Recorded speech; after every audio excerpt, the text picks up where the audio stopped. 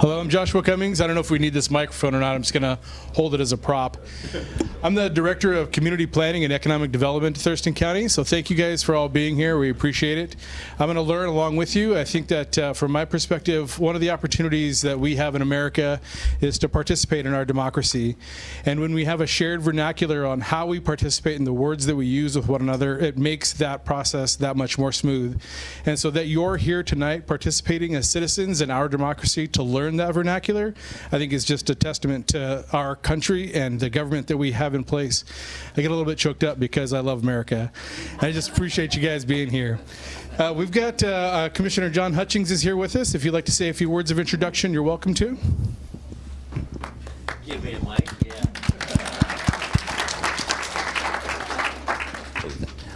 Thank you.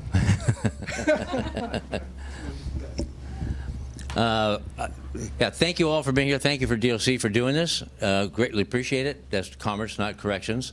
Thank each of you. I mean, we have a wide smattering of representation from all around the county in every walk of life, and I think it's great. On a Thursday night, Wednesday? So if you're missing The Bachelor or something like that, good for you. This is going to be much better. I have to be here because I need to learn this stuff myself, and I value Josh so much that, and I've said this before, not to you, but when I talk with a manager, I feel like they're important, and yet when I'm in the presence of a leader, they make me feel like I'm important, and this guy makes me feel like I'm important. So thank you very much for that, and I'm serious. Thank you all very much for being here tonight. I hope we get a lot out of this. Thank you. Thank you, Commissioner. Commissioner Hutchings is also the chair of the board as well, so thank you for your service to our county as well. So we've got a great staff, our long community planning staff. Cindy Wilson, will you please stand up? Cindy Wilson is the manager of CPED's community. Oh, you got to stay standing longer than that. I just want to applaud her leadership in the division of CPED that is community planning. It's part of that process of thinking about the future and how we use our land that is going to help us in the coming population growth that we're going to experience over the next 30 or 40 years. So her and her team do a great job in that group. I'd also like to take just a quick moment for those of you that are currently serving on a board or commission, planning commission, whatever the case may be, that are here, not just at the county, but with any of your cities or municipalities. Will you please take a moment to stand? Thank you for your service. And then just one quick final recognition to the staff that are in the audience. Staff, not just of the county, but of the cities and other municipalities here locally. Please stand, staff.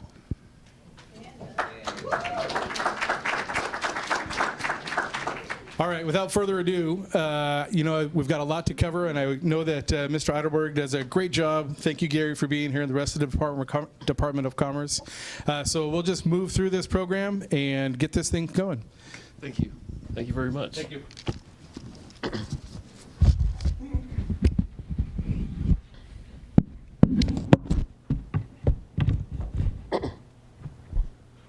Well, good evening. Can you hear me, or can I just project? Okay. Good evening again. Welcome. Welcome to the short course on local planning. The short course is always free and open to all and has been presented in local communities in Washington State since 1977. My name is Gary Eidelberg. I'm a senior planner with the Department of Commerce in the Growth Management Program, and I'll be your moderator tonight. Please take a moment to learn partners. That's on the slide up there. These partners provide basic funding to the Department of Commerce to coordinate classes like this one around the state. More information about our partners is on the back of your agenda. Also, the short course would not be possible today without the hospitality of Thurston County. Thank you very much. And they provide the space and hosting our speakers and inviting everyone in the region to attend, and also for providing the refreshments for the mid-course break. Also, we have some great guest speakers here tonight. They are volunteering their time in the interest of education and not necessarily representing their agency. And so now I'd like to let's see, to walk through your handout packet. If you don't have one, take a minute or raise your hand, or there's some over here. Let's see, in your packet you should have an agenda, and take a look at the topics and break times for questions. On the back of the agenda, there's contact information for the presenters and other sources of training. The source course training materials are in a variety of formats. The booklet is the handout of your handouts today, containing a brief overview of topics from our speakers. This is a good thing to take for others on your board that were unable to attend today. And if you let's see, if you want more in-depth detail, the short course resource guide is available on the short course website, and it looks like this. We are not providing printouts of the PowerPoints to save resources. We sent an email with electronic copies, and they will be available on the website for the next 6 months. And finally, on the back of in your packet is an evaluation form. It's a way to help us improve the short course, and please complete it and leave it at your seat for collection after the course. Now I want. There's a. Sorry. There is a. If you haven't signed up. Where's the pin go? I'll get one. Okay. There's a.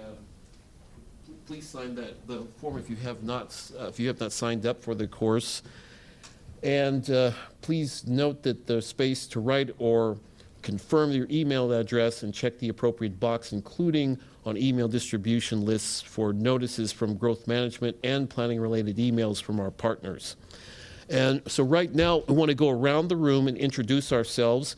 Please give your name, your affiliation, as if you're representing a specific local government or an organization, or if you're a student or interested citizen. This way, the presenters and you will know who's in the room. Again, my name is Gary Eidelberg. I'm with the Department of Commerce, Senior Planner, and in the Growth Management section. So we will start here, move forward. Doug Carmen, I'm Thurston County Planning Commission, District 2. John Hutchings, Thurston County, and a student of my profession. I'm Tammy Merriman. I'm planner for the city of Yelm. Carlos Perez, Planning Commission, Yelm. Jerry Putrick, Planning Commission, Yelm. Derek McCoy, Civil Engineer for City of Yelm. Bob Howard, Planning Commission, City of Yelm. Allison Osterberg, I'm with Thurston County, and I just wanted to hit, since I'm here and we're hosting tonight, a couple of logistics that we should mention. One is that the bathrooms are just out the hallway and out here if you need them. We do have emergency exits here and here, and I just want to make sure that everyone's aware. Thurston Community Television is taping tonight. You don't see them with their cameras, but they're taping the presentation to run on TCTV. So I just want to make people aware of that. Thank you. Brooke Eisen, Permit Specialist, City of Olympia. Christy Carlson, Permit Specialist, City of Olympia. Caitlin McIntyre, Planning Technician, Thurston County.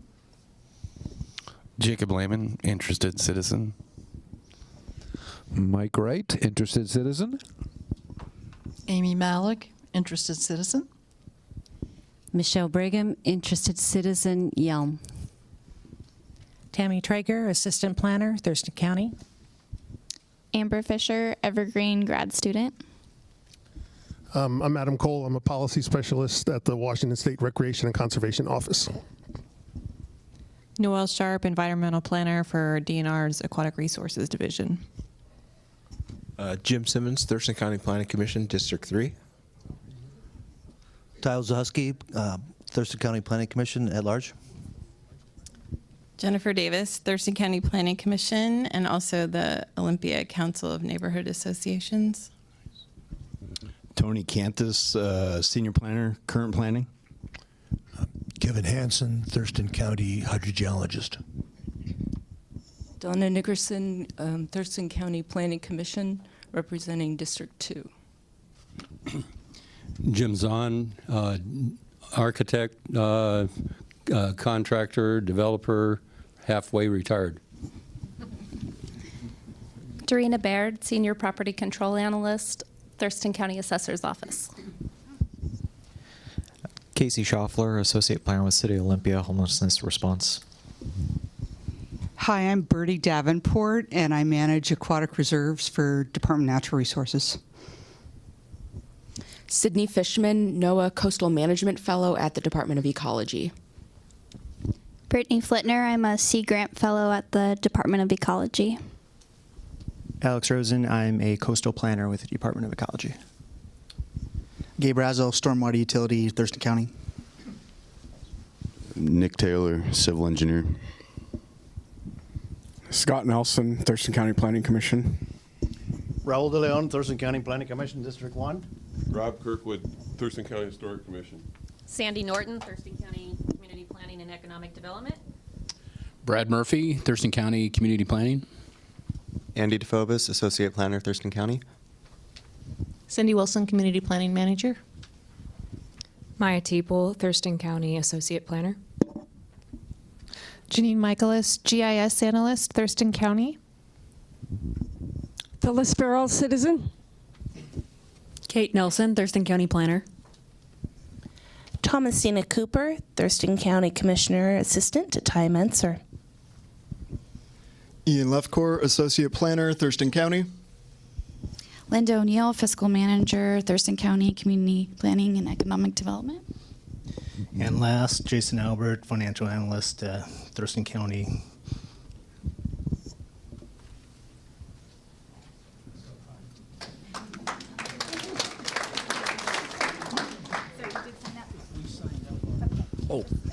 Robert McIntosh, Thurston County Agricultural Advisory Committee. Very good. Okay. Very good. Welcome again. We've got a lot of material to cover tonight, as you might have guessed. You can interrupt our speakers with brief questions, but we have set aside time at the end of this course for more extensive questions. And Allison already talked to you about where the restrooms and exits are. And are there any questions before we begin? Okay, our first topic tonight is the legal basis of planning in Washington, and our speaker is Kristen French. Kristen French has practiced law for 10 years.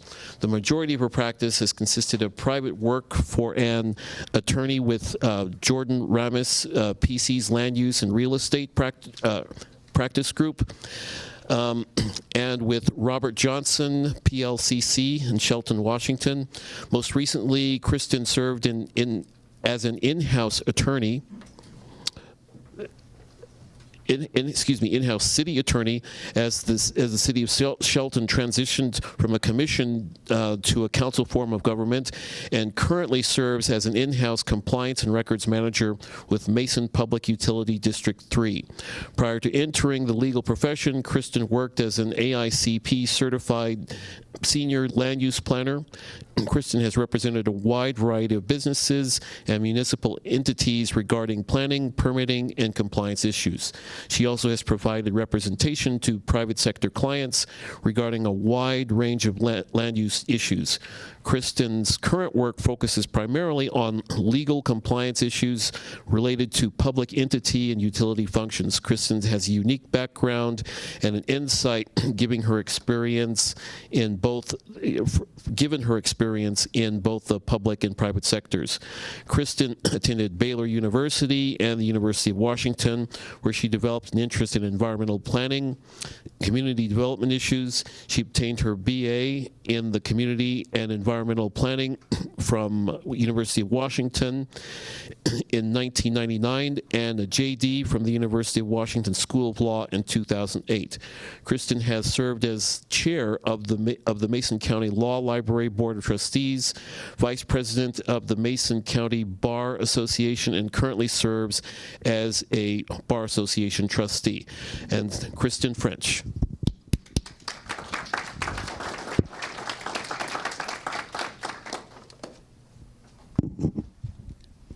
Thank you. do I have a clicker for my slides? Should I get the?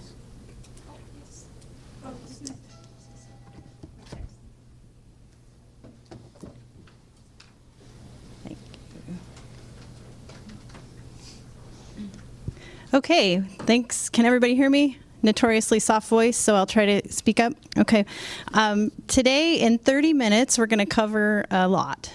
So we're going to cover the legal basis of land use planning in Washington. And frankly, any one of these many subjects we'll touch on could take a day or, as I joke, a lifetime to really dig into.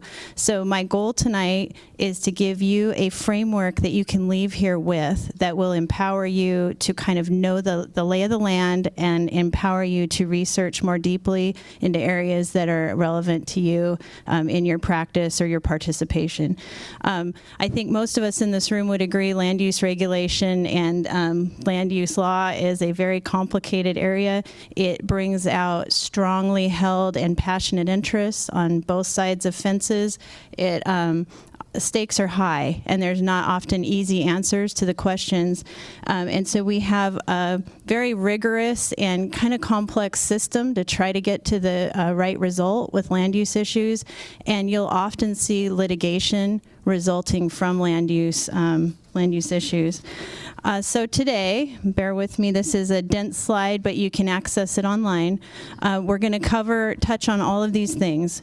So we're going to talk about where did the authorization for land use planning come from.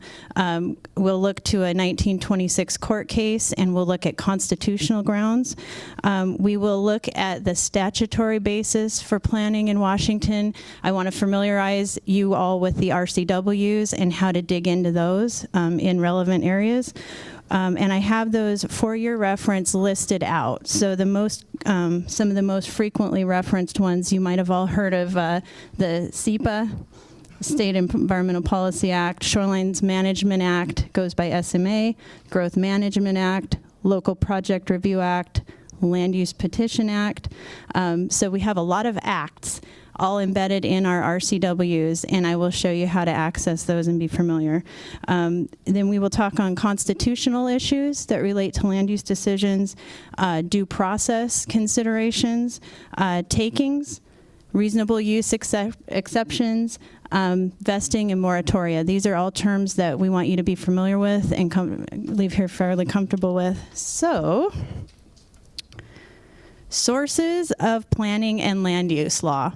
The furthest out level here on this slide shows you the high level, and then I've bulleted down within that. So obviously we've got our constitutions. We have a state level and a federal level constitution.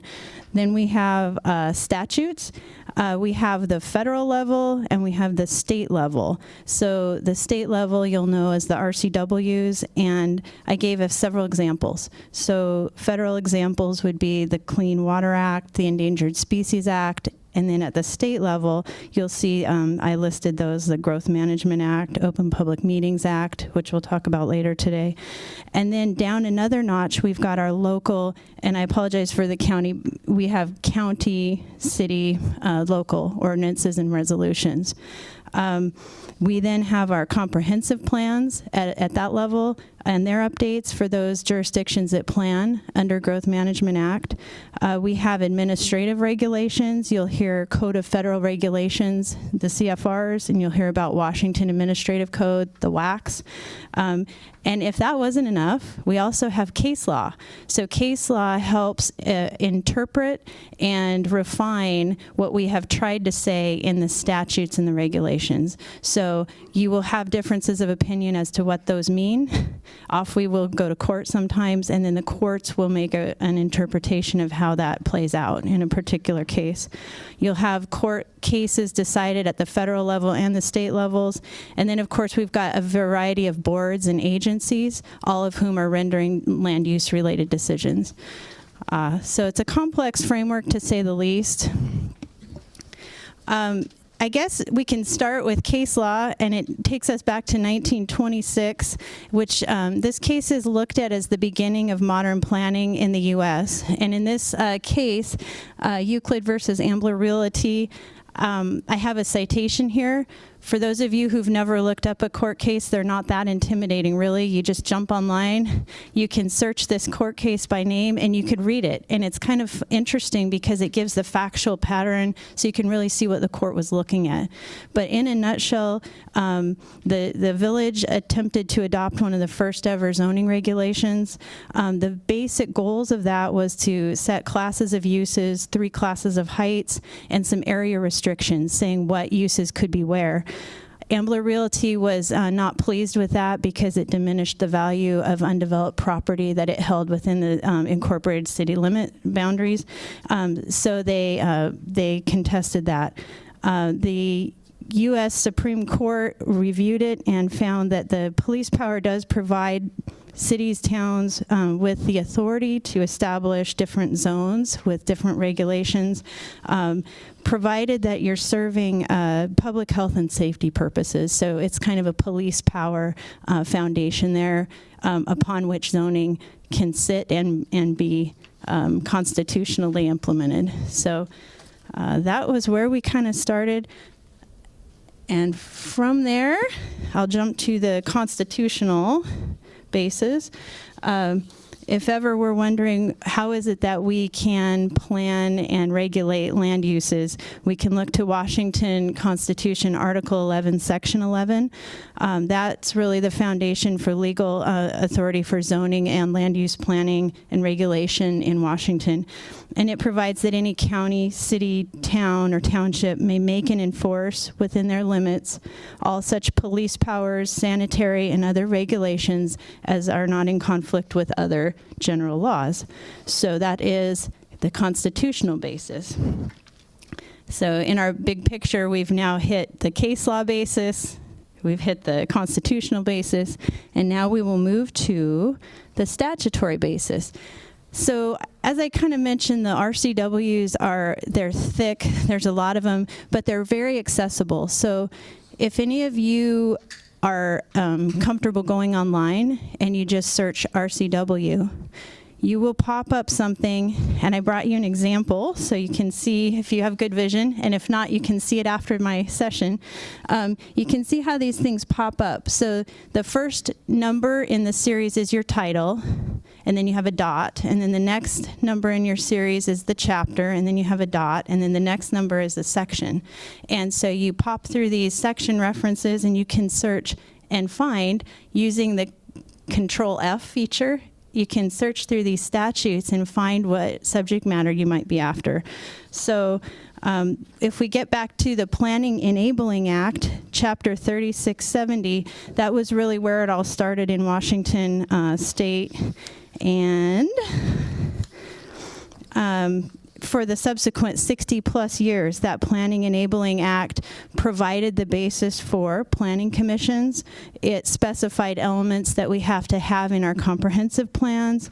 It establishes roles in the process. So we've got the hearing examiners, we have planning and staff, we have the councils, and so that was way back in 1935 that came to be, and it moved through the next 60 years and then in 1959 we had the Planning Enabling Act, which you'll find under Chapter 3670 RCW.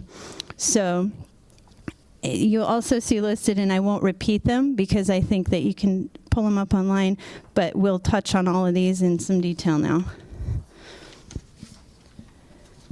I think when you're looking through these statutory sources, one of the really important lessons I learned early on is you can't just find content that seems on point and jump on it and think you have found the answer. You've got to make sure that you're looking in the right place and in the right framework. So it's very, very easy to find an RCW citation, think you found an answer, and you're talking about a code city as opposed to a different type of city. It took me a while as a planner. I can tell you I sat through my first short course years and years ago, not even aware of the different types of cities we have in Washington and not aware of how that plays out in the law. So I would encourage you all to become familiar with the classification system that we have. Are you dealing with a first-class city? Are you dealing with a second-class city? Are you dealing with a code city? And it can get very confusing. I'll just tell you, there's a lot of cross-referencing, so you have to be very astute, and you can't presume that you're in the right spot. You got to triple check that. And I kind of jumped ahead and talked about this, but this was our roots, our planning enabling statutes, the Planning Commission Act and the Planning Enabling Act. These two citations I thought were important because I broke it out for you between code cities and then between cities and towns. And you can see that if you were looking up planning commissions, agencies, hearing examiner, and trying to sort through the roles and responsibilities of those players, where would you look if you're in a code city? You would look under 35A 63. If you were in another type of city or town, you would look under 3563. And then counties, you'll find a lot addressed under Title 36 RCW.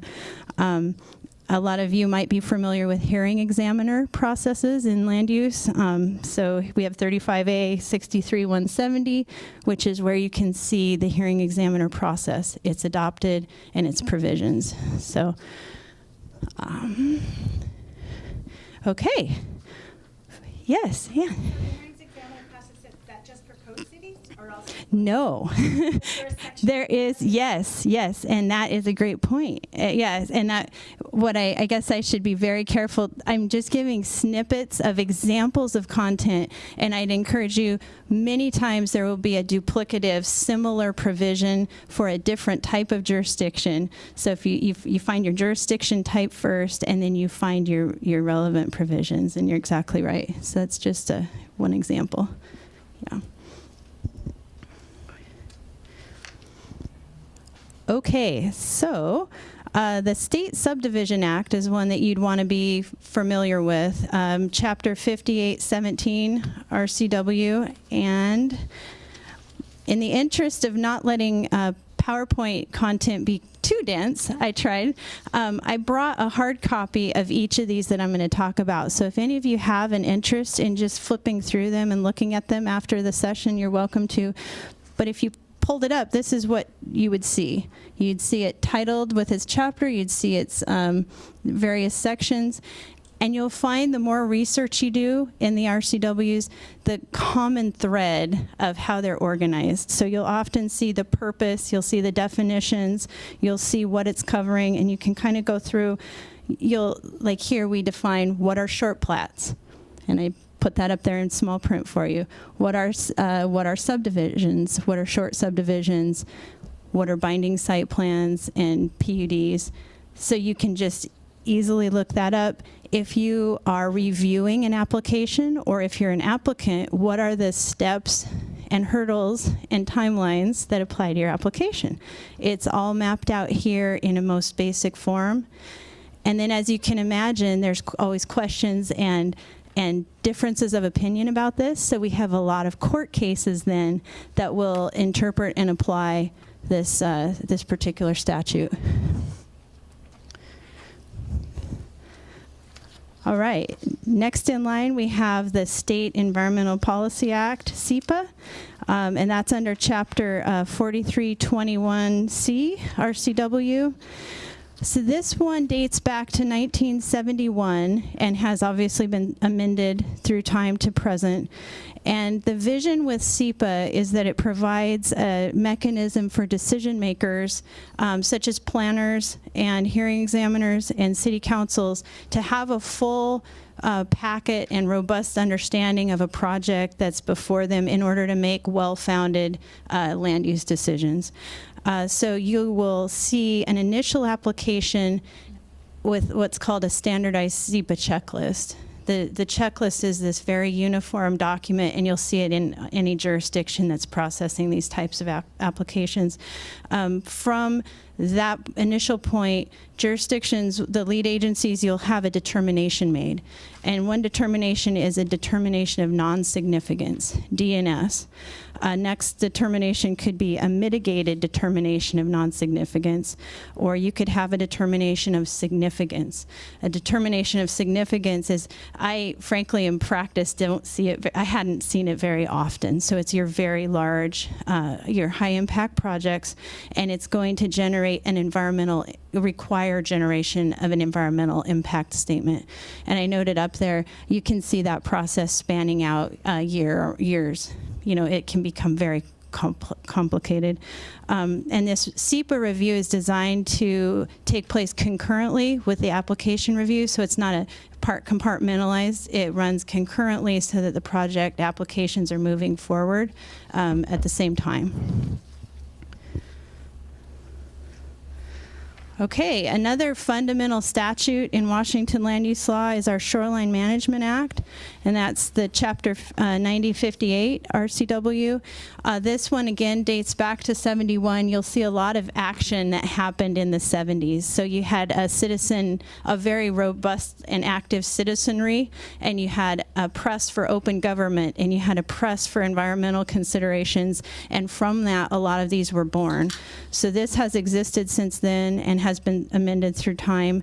It's predicated upon a similar federal statute with the goal of protecting our Washington shorelines, those shorelines that are identified as regulated. The goal in some, there are many, but no net loss of shorelines. So the vision that shorelines are valuable and the vision that they should be preserved for the public good. There is a very detailed, as you can imagine, sort of package of process and review criteria that goes along with shoreline applications. Local level shoreline master programs are adopted. So you've got the state level Shoreline Management Act, and then you have at the local level shoreline master programs that are adopted in cooperation with ecology. So that is another source of regulation where you'll need to look if you're trying to apply this regulation at your local level and understand, you know, for example, what water bodies within your jurisdiction are regulated and subject to the Shoreline Master Program, Shoreline Management Act. There's that. All right, the Growth Management Act was adopted in 1990, and I can remember, this is very exciting, back when I was an undergrad at UW, the Growth Management Act was all the rage. Everybody was, keyed in on it. It was my senior capstone project. I looked at court cases that were hashing out rural densities. So we had, in Mason County, we had robust challenges about a number of things, best available science and proper urban rural density questions. But the bottom line is that the vision is that you will have sort of compact, orderly, well-planned growth within designated areas so that appropriate services can be provided for that growth, and so that natural resources and amenities can be preserved for natural purposes. So you'll see, I'm sure many of you are familiar, you have a 20-year population projection from which you have designated boundaries drawn, and that's sort of the vision. There's so much about growth management that we can get into someday, but yeah. Next, Local Project Review Act 3670B. Okay, you'll see my clock up there, and that's the message I want to take with you from this slide, which is back in 1995, we had ever-increasing demands on land. We had ever-increasing regulations, ever-increasing paperwork and process, and suddenly people said, whoa, whoa, whoa, we're drowning in a mountain of process, and things aren't being timely turned out. So this was an attempt, a legislative response to guide and sort of structure timelines by which reviewing agencies have to complete certain tasks and by which applicants have to complete certain tasks in order to move through the process appropriately. So very interesting read if you look at who has to do what by when in a land use application. And as I hinted earlier, litigation. Litigation happens a lot. And so, of course, we have to have an act that governs land use litigation. It's called LUPA, Land Use Petition Act. It, again, is another one that came up in 95. And it requires a streamlined process for appeals of land use decisions. If any of you have had the pleasure of going through our litigation and court processes, you know years and years and years can pass before a decision. So the goal was to stop that with land use, and it establishes uniform expedited procedures. It applies to land use decisions, and so there's a key. You've got to make sure the thing that you're trying to bring through LUPA was an actual land use decision. Those are, I gave some examples: applications, interpretive or declaratory decisions, and sometimes enforcement of ordinances, depending. So, okay, this is another subject we could take a year to talk on, but very briefly, some key points to take away is that when you are either regulating or being regulated, you have to ensure that procedural due process, substantive due process, First Amendment and 14th Amendment issues are satisfied. So I wanted for anyone, there we go. For anyone who is as kind of mystified by the term procedural due process as I was when I started planning, this is a simple, kind of a simple definition. Basically, people have a right to have issues fairly heard and decided. Key elements being notice of what's happening and reasonable opportunity to be heard. So procedural due process. And then the other side of due process, substantive due process, talks about basically four things. Do we have a legitimate purpose behind whatever regulation we're proposing? Does it appropriately accomplish that legitimate purpose? So is there a rational basis between the regulation and the purpose? Is it reasonable? And is it clear and able to be understood? And I don't know how many of you in this room have had the opportunity to look and try to apply a vague or sort of broadly or grayly worded regulation. It's hard to expect compliance with that, and it's hard to apply it as the jurisdiction. So a lot of strategy with that when you're crafting regulations. If you do craft a regulation that's found to be in violation procedurally or substantively, that is an invalid grounds for invalidation. So thinking big picture, you could get in a lot of trouble if you sort of run a project through and later the regulation that was applied to review that project is found to be in violation, not a place you want to be. So takings, I think, is a pretty popular subject, one many people are familiar with. And I have, let's see, the next several cases or slides here are all kind of similar. But what they do is they give you citations for basis. Just compensation must be paid before property is taken, even where property is not actually taken but is damaged. You can have either physical appropriation of property or you can have regulatory takings. Regulatory takings apply where a regulation is applied to a piece of property substantially impairs that particular property. So on both sides of the fence, whether you're regulating or being regulated, you want to be aware of taking. And takings law and case law is ever evolving, so it's a fascinating area to look into. Two related concepts and terms, exactions and dedications. These are basically where an applicant is asked to provide money, sometimes contributions of land in order to be approved for a proposal. So you might have to contribute open space or you might have to contribute park space. So in the context where that's being asked, there's a standard, again, a very complicated evolving field of law, but in some, there's two cases people are familiar with and like to talk about, the Nolan case and the Dolan case. So the Nolan case was out of the California. It was a California Coastal Commission. The Nolans owned a beachfront lot. They wanted to demo a single level home, I think 500 square feet or so, and they wanted to build almost a doubly sized 2-story home. And the Coastal Act in California prioritized public access to the beach, and so that was a condition of the permit approval. And the Nolans challenged that, saying, you know, that's an improper regulation in order for us to get our new application for development approved. The court looked at the reasonableness of that condition, and on the facts of that case, they upheld it. They said the record substantially supported that requirement in that case. So that's one. One that went another way is the Dolan case. The Dolan case, to me, was... Let's see. Yeah, there we go. Yeah, so the Dolan case to me was very interesting. When I was practicing down in Oregon, City of Tigard was one of my city that I worked with and was familiar with.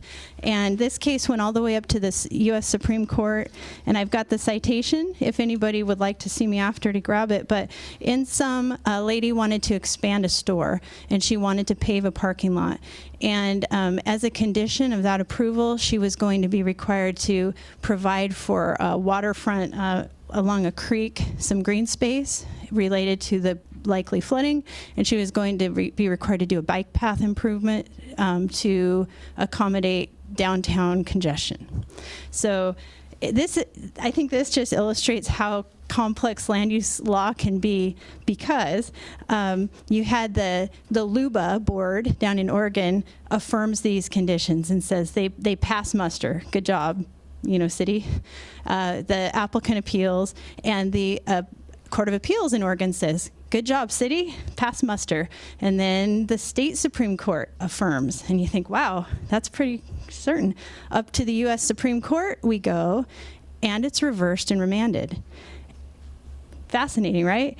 And the question, the U.S. Supreme Court says, the burden is on the jurisdiction, the permitting jurisdiction, to establish an essential nexus.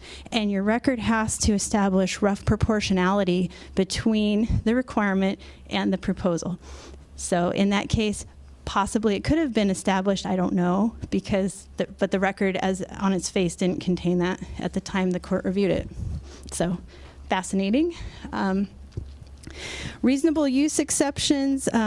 This is just a way that a jurisdiction can ensure that they don't run up against a troublesome wall. If you foresee that a regulation as applied is going to be overly restrictive, you could allow reasonable use to avoid a takings claim. Vesting, this one I could spend a year on talking about. It's a huge deal in Washington, and people are always interested in knowing, has my development application vested to what standards? It can have great financial consequences for developers when you're talking stormwater improvements that are required. If any of you have watched the recent litigation, but it's a big deal. And the question is, when did a completed application come across the counter? What regulations will be applied to it moving forward through the review process? So that's the concept of vesting. And these are some of the statutory places that you'll find codification of vesting, and it's evolving now. I'll just leave it at that, but through cases. Moratoria, that term, this is my last slide, I think. Yep. So right on time. Moratoria is a term that's used where a regulation is or where a development application is sort of tabled or held in abeyance while the jurisdiction works to ensure that they've got the appropriate regulatory framework in place to address that particular issue. So if there's got to be studies done, if there's got to be findings made in order to get to the right place with your regulation, you could issue a moratoria. The key being, and I've got the RCW with me if you want to see it, it's usually a 6-month cap there. If you're needing to go beyond 6 months with your moratoria, you should you make written findings and have a good record to support it. So that in a nutshell is land use. Okay.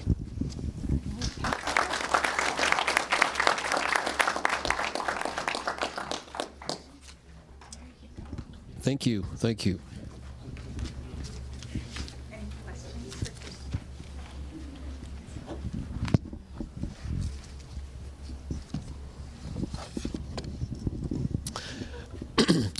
Our next topic is comprehensive planning basics.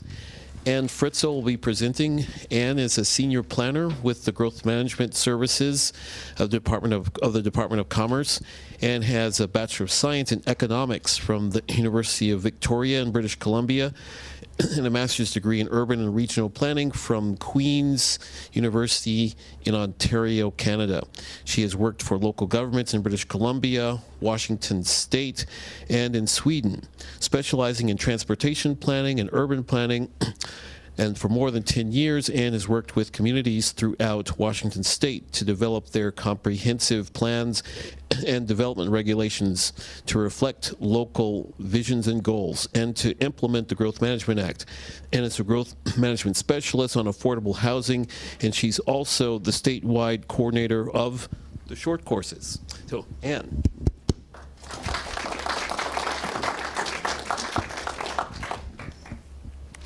Good evening. Last time I was here for jury selection. How many have been here for that? All right. Well, I'm here to talk about comprehensive planning under the Growth Management Act. So we have 4 topics: why we're doing this, what the comprehensive planning requirements are of the Growth Management Act, how we implement that within our code, and then a little bit on the update.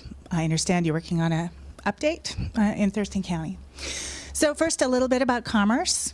Department of Commerce, we strengthen communities. We touch every aspect of community and economic development. And we work with local governments to strengthen communities. We have funding for energy, programs for planning, infrastructure, business assistance, community facilities, housing, and safety. So why is planning important? Well, if you ever had a really bad vacation, planning is important because things just go better when we plan. And the same is true of our communities. So we plan our communities to protect what's good, what's really great here. What do we want to preserve and protect? What do we want in the future? How do we see ourselves differently? What do we want, and how are we going to get there? What are our needs right now, and what are our needs going to be in 20 years at the end of the 20-year planning period we use here in Washington State? And how are we going to get there, and where are we going to get the money to do it? And as we agree on what our future is going to be and how it's going to look, we also build a sense of community, hopefully. Or we get divisive and figure out how to get along while we bring our vision together. Second reason for planning, to manage public expectations. So if you have a piece of land, you want to know what you have the right to do with that land and what the process is for development. Or if your neighbor has a piece of land, you want to know what they are going to do, what the process is, and how, and if you have the opportunity to participate. Another really good reason for planning is that we are growing. In this region, we have our beautiful climate, we have economic prosperity, we have great things in Washington State. People are coming here. Regardless of whether we plan, they're going to come to Washington. So it's better if we decide what it's going to look like. So this is between 1990 and 2010, our population grew 2.5 million people, and by 2040, we're expecting it to reach 9 million people. And this is the population change over since 1960s, and except for a little bit in the 70s, we have just kept growing. Even during the recession, people are just coming here because Washington State's a pretty great place to be. So in Thurston County, again, we are expecting growth. This is from the State Office of Financial Management. They do population growth projections every 5 years. And except for that little Great Recession blip, they've done a pretty good job of projecting how population is going to grow. So as you can see, even in the low scenario on the bottom below the red line, we're going to grow. So let's figure out how our community is going to grow to do well. So we adopted the Growth Management Act in 1990 because we saw this uncoordinated development, threats to the environment, and we wanted a way to manage that. The urban myth is that Speaker of the House Joe King was sitting in traffic on 405. We're still in traffic on 405, looking at all the building happening and saying, holy, we're stuck in traffic already, and there's all this new building happening. Like, what's going to happen in the future? Someone ought to do something. So now we have the Growth Management Act. There's 14 goals. They are not prioritized. There were 13, and then we added shoreline development. As we kind of merged the Shoreline Management Act and the Growth Management Act. But you'll notice the language, some of them are encourage compact urban growth, reduce sprawl, encourage affordable housing, and some of them are much more definite. Protect property rights, predictable permitting, protect the environment, and ensure availability of public facilities and services. But your plans are supposed to be consistent with all of these goals. So first, the very first thing we did after we passed the Growth Management Act was that all counties has to designate and conserve natural resource lands. And we did that for our economy, that forests and farming and mineral resource lands were important parts of our economy, and we needed to set aside the land so that we could keep that part of our economy going. And then all jurisdictions, so all counties and the cities within them, had to designate and protect environmentally critical areas. Using the best available science, meaning the science that you have available to you, and there's a whole section in our WAC on what is best available science, that it's can be local, must be peer reviewed, it's got to be some science. A lot of jurisdictions just rely on the state for the place to start for critical areas buffers, because it's way easier than doing all your science and getting it to meet that criteria. So there are first two, frequently flooded areas and geologically hazardous areas. Those are the places where Mother Nature is much more powerful than we ever think, and that they are to protect human health and property, human life, that we don't want to build in the floodway. We don't want to build on places that are going to slide, and we set those aside to protect ourselves. Aquifer recharge areas, meanings are aquifers that are used for potable drinking water. So that means aquifers that people use for drinking. So we have to protect those. Means not only not putting hazardous uses on top of them where there's porous soils, but it also means not paving it over. So there's the opportunity for the water to recharge into the land and fill the aquifer. The last two, fish and wildlife habitat conservation areas and wetlands, have their own intrinsic, often irreplaceable qualities, and we need to set those aside because they are special and important to our community. So there are, in the GMA, there are fully planning counties and those that are partially. So, and that's based on growth rates and population. So a lot of the state was required to plan because they were growing very fast and they had large populations. Some of them, like Pacific County and over here, chose to plan under the GMA when it first came in because there was money at the time to plan. So, and planning seemed like a really good idea for all the things we talked about. But now that there's not as much state funding for planning, there was a process developed to opt out of the GMA. And I think there's only one county so far that's been able to do it. But a lot of these other counties that aren't required, the light blue, they plan under a much fuller set of requirements than they do, under a much fuller set of planning than they are required to, because they see the value in planning as we do it. So the next thing that counties had to do was develop county-wide planning policies. So these are things of a regional nature that matter throughout the whole county. Economic development is one of them. Affordable housing, because you drive until you qualify, so Housing has a large reach. How you plan for urban growth areas, how you expand them, how you plan for countywide facilities such as airports or highways. And if you're in the Puget Sound region, King, Snohomish, Kitsap, or Pierce, they are required to develop multi-county planning policies. So there they have the GMA goals. Plans must be consistent with that. The multi-county planning policies, which are a little bit more specific, and then each county has their planning policies. And then each city and county has their own policies at the level. They're all supposed to be consistent. So here's a map of Washington's urban growth areas. So a very big state, but a very small portion of the state, which is designated for urban growth. There's, in general, under the growth management, 3 types of land uses. And this is a map from the Puget Sound Mapping Project.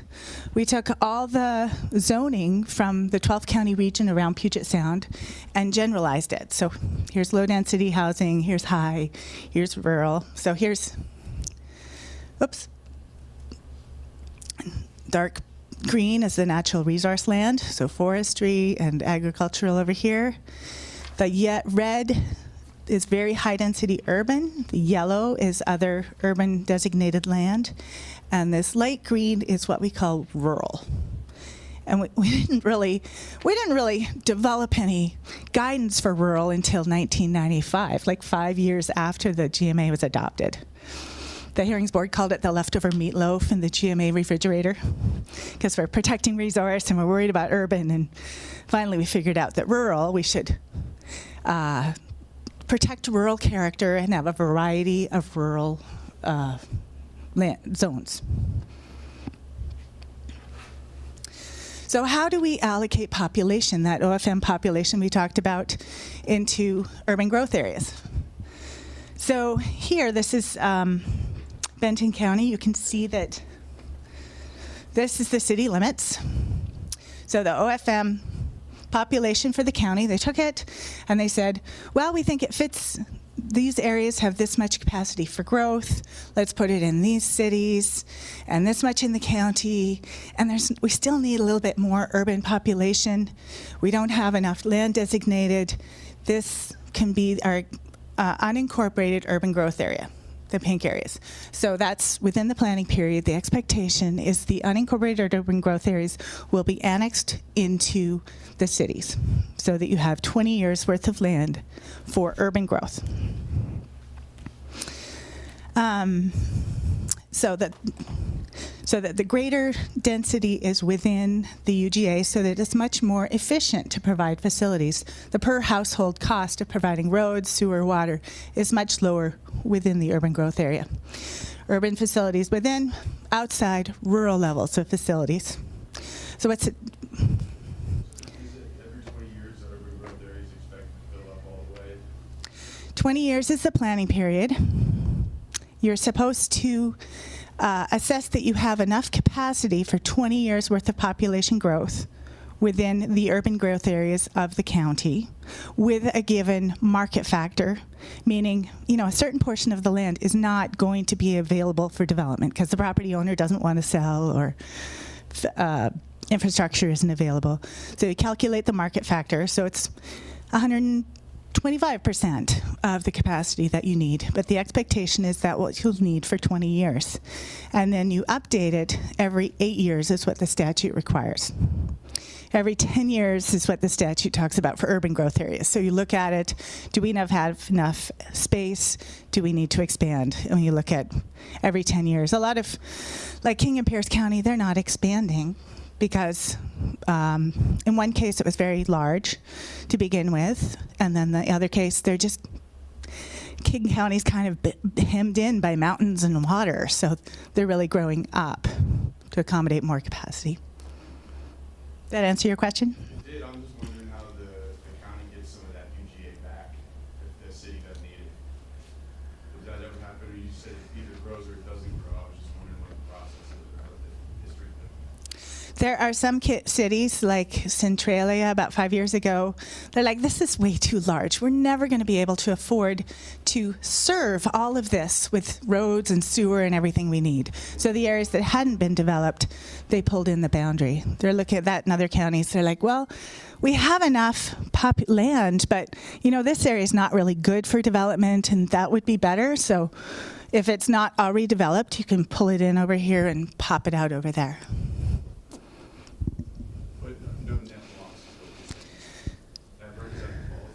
No, you can reduce, but any expansions must be based on the 20-year population projection. So in every 8 years, sometimes 10 based on 8 years is the comprehensive plan update period. 10 is the statutorily required time to look at UGA sizing. Thank you. Okay. So that's urban and rural. We talked about low density development. So, a short advertisement on what is good planning. So we talk about the Growth Management Act and all the requirements, but we don't really talk about what's good planning. Well, in the 1920s, in England, we developed the Garden City. So each one is a 10-minute walk connected to other cities and a ring railroad. So you had enough space for a good community, but not a big city, and you connect them all up. Well, now we're looking at the same kind of thing. Here's the node, lots of development. There's the transportation connection. Oh, and here's another one. So, meaning rural areas are low density, urban areas, there's a walkable neighborhood, multimodal transportation, and hopefully affordable housing. Because lots are small, units are small, it should be more affordable. But, so here's Dwayne Zyberg. They're urban planners that were really famous about 20 years ago. They developed this transect that said, this is what development looks like. Here we have natural zone, so our ag areas. Here's the rural zone. We have that in GMA. The suburban zone, which is very low density, that's what we're trying to get away from because it uses up a lot of land. It's very expensive. And then urban zones and getting more urban. How do you know your community's got a good plan? If there's some mixed uses, so people don't have to depend on a car, they can walk or bike to get around. Can your kids walk to the store or walk to services? Do you feel safe about that? Can they walk to school? If you have teens, can they get around independently? Can they take the bus to go wherever they are? Or do you feel safe that they're out? Are there housing options for all economic segments? If those are all things that work in your community, it's probably pretty good.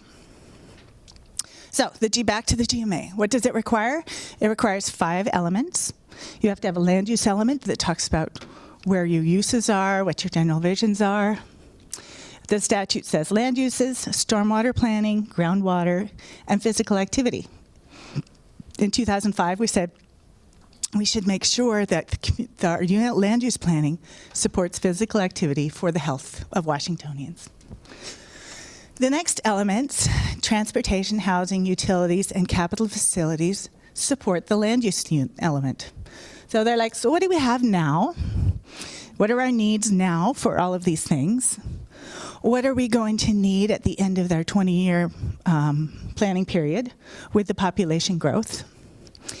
And how are we going to pay for it? How are we going to figure out how to do it? And then for each element, you usually have goals and policies that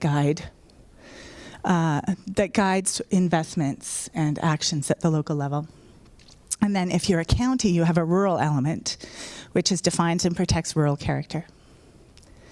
The plan has to be coordinated and consistent across all the elements, use the same numbers, population projections. It should be consistent with adjacent jurisdictions so that you're lining up some standards, land uses, so that at the edge it's not an inconsistent edge, so that things work well together. And it should be consistent with the countywide planning policies. The process to adopt the plan is public outreach early and often, and Katie's going to talk about that after the break. Complete the SEPA environmental review that Kristen talked about. 60 days notice to the state before you adopt. That's intent notice. And The state does not certify the plans in Washington. They do in Oregon, but here we accept the plans. We have the opportunity to comment. But when you adopt your plan, it's presumed valid upon adoption. And only the city or county council must adopt the plan. They have the authority. Plans can be amended only once per year. If you have multiple amendments, they are to be considered cumulatively. That's because plans are intended as long-term actions. They are our guiding vision. They're not meant to change like this. So we do it just once a year, unless you're adopting like a sub-area plan or a capital facilities plan. And it has to be updated every year, every 8 years. And it's appealable to the Growth Management Hearings Board. And that's a board that was set in place in 1991, the year after the Growth Management Act was adopted to add teeth. And it was meant as a faster process to keep things out of the multi-year legal system and into a 180-day decision from the Hearings Board. So how do we implement our comprehensive plan? We have a vision, that this is what we want to be.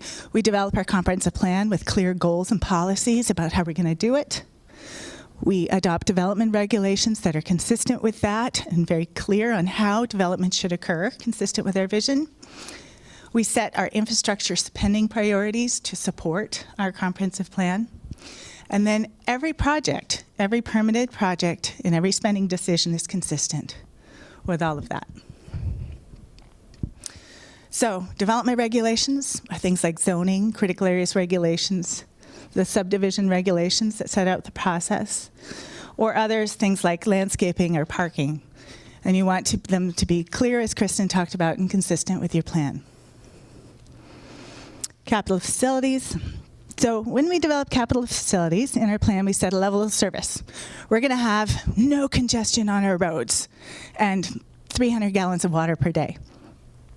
And then, so we figure out with our population growth, how we're going to do that. We need 300 gallons a day per household more for each new one in 20 years. Do we have enough water rights to do that? Do we have enough sewage treatment capacity to handle that at the other end? Do we have enough money to widen the roads to ensure that there is no congestion ever in our community? Well, if we can't really reach that, then we need to either adjust the level of service. We don't need no congestion all the time. We can reduce it, or deny the development. Your development is going to cause too much congestion here. Can't do it. Or assess the level of service.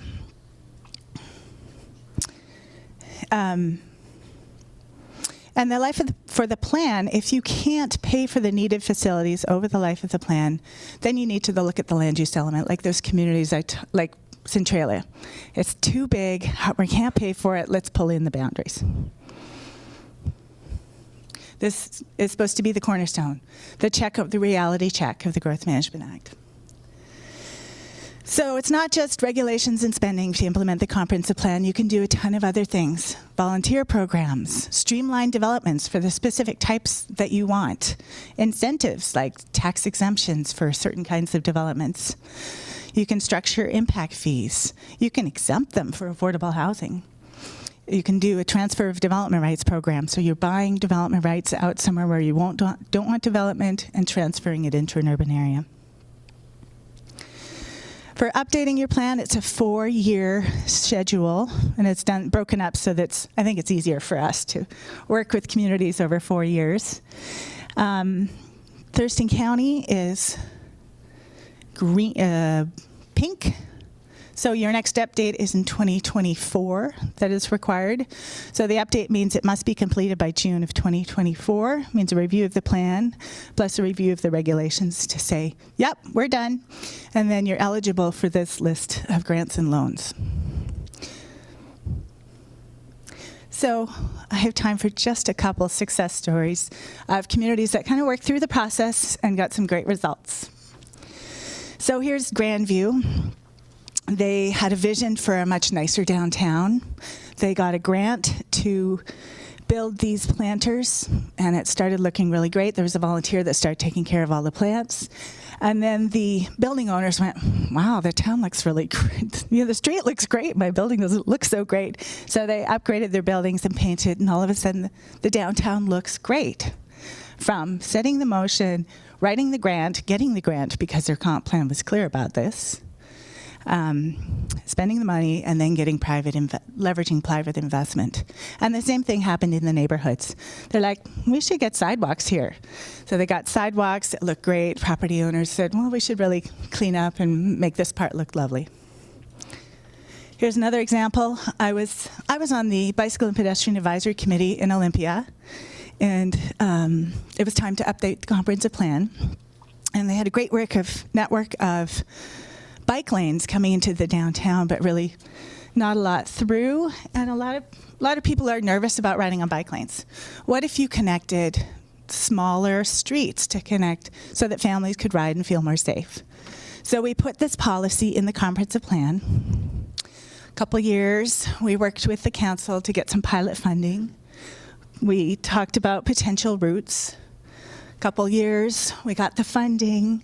Then I was coming home after I'd rotated off the committee, and they were just putting the sharrows on the road. So took the vision, took the policy, took 7, 6, 7, 8 years, and it happened. Planned action is another example of, here's one in Esther Short Park in Vancouver. It was kind of a rundown area. They're like, this would be great for redevelopment. They did a sub-area plan. They did the environmental review up front, the SEPA review, so you didn't have that extra layer of process and, frankly, extra layer of appeal opportunity for developers. And 10 years later, it's amazing. The developers built beautiful things. The city invested in the park. Same things happened in downtown Burien. Downtown Tacoma's working on it. It can be a powerful tool. I think this last one from Hoquiam, where they identified in a process that sidewalks were what they really wanted to work on. They developed a program where they said, if you want your sidewalk fixed, come to us, we'll put you on the list. They developed a whole list of sidewalk segments that needed. They hired a bunch of guys, and instead of the property owners having to hire contractors individually to do the sidewalks, they did it in a giant group. And so they saved $100,000 on the cost of developing the sidewalks, and they had great sidewalks. So in conclusion, here's the policy hierarchy we talked about. That successful planning means regulations are clear and flexible. They reflect the goals of the plan. Incentives encourage the type of development that you envision. There's a clear process, and leadership is involved at all levels. Thank you.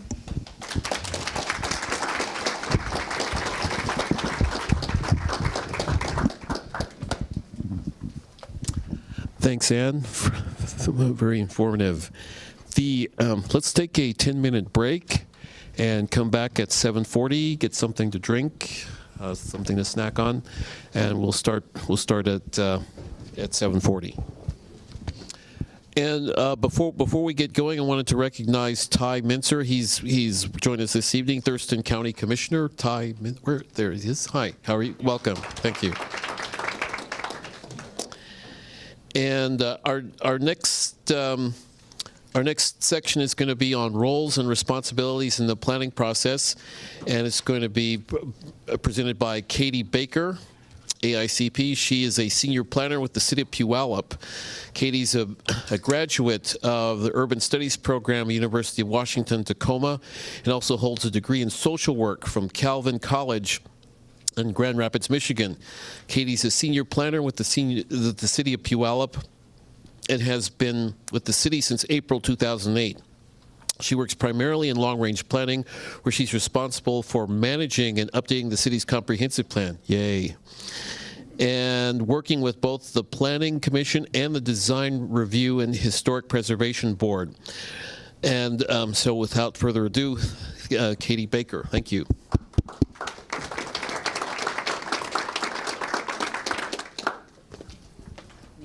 Thank you. Thank you.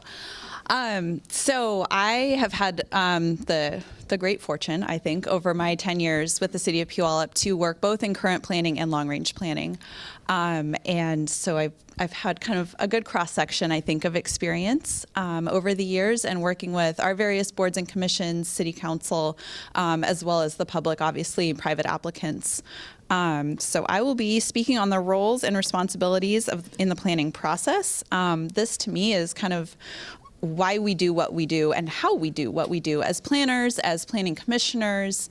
Whether you're staff or elected or on a commission, you step into that role and you might wonder, what am I doing here? How do I do this?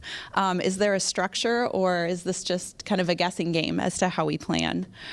So I will be going over kind of the planning process itself, roles in the planning process, public participation, I would say the key component in planning.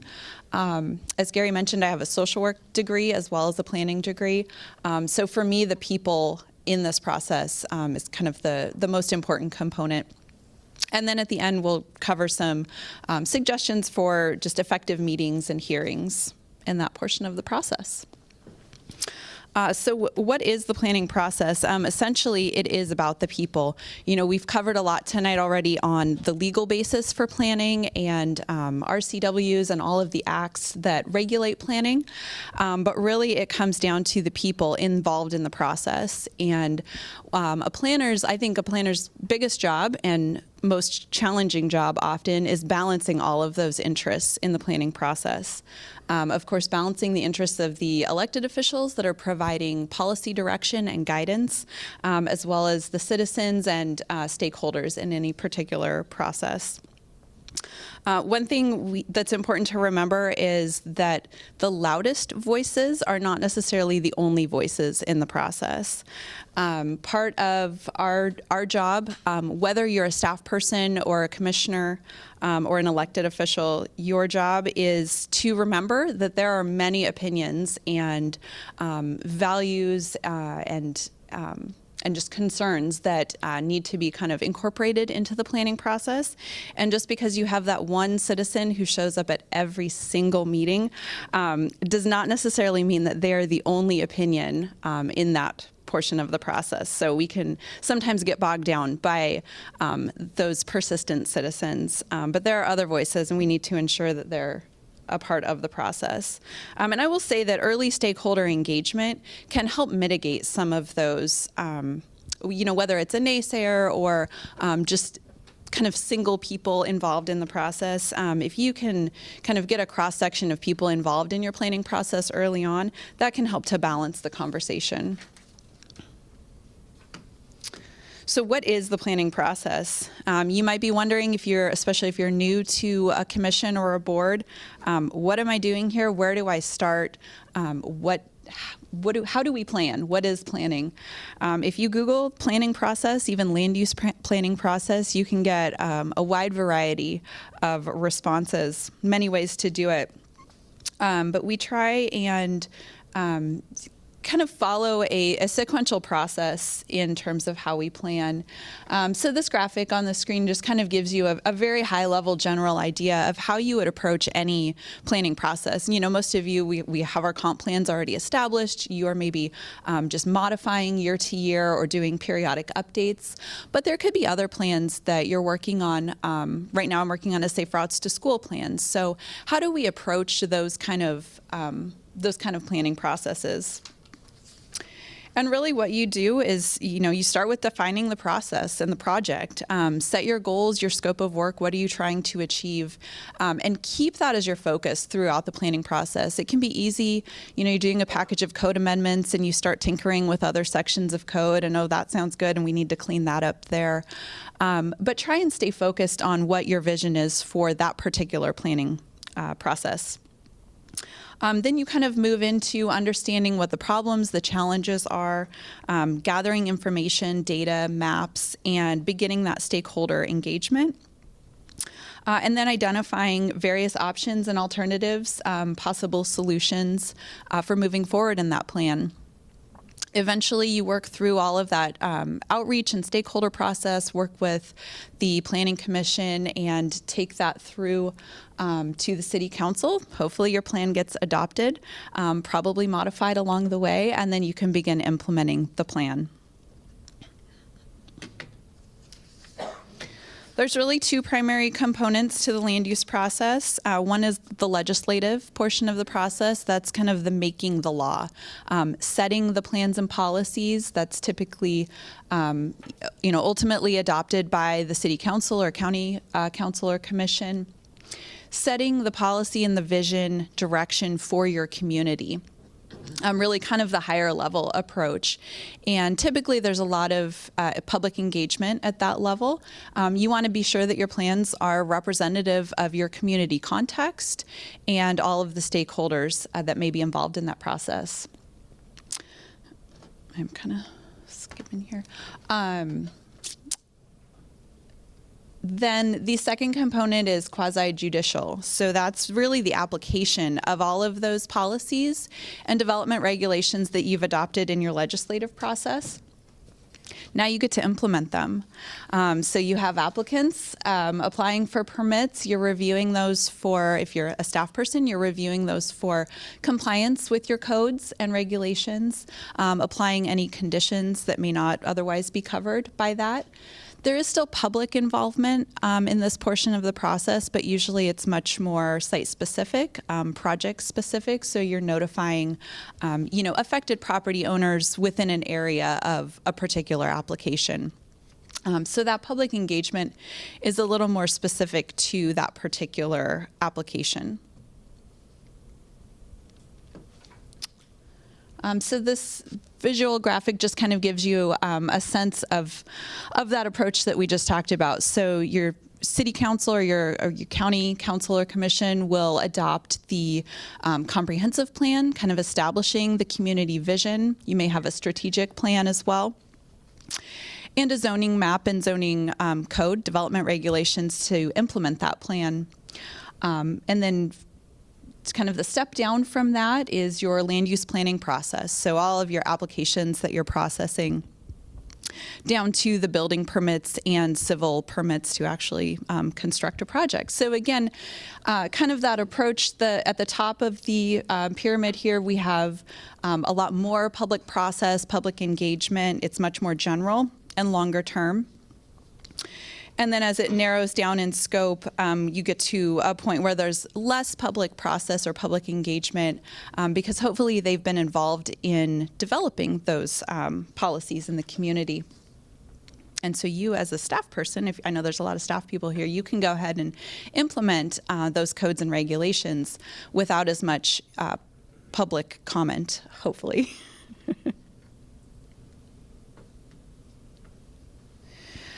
Who participates in the planning process? I would say everyone. This is not a short answer to this topic. Obviously, I know we have a lot of citizens here tonight, so just people who are generally interested in your community, in the area around you, whether it's your neighborhood or your city as a whole or county. Certainly the general public includes a broad cross-section of people.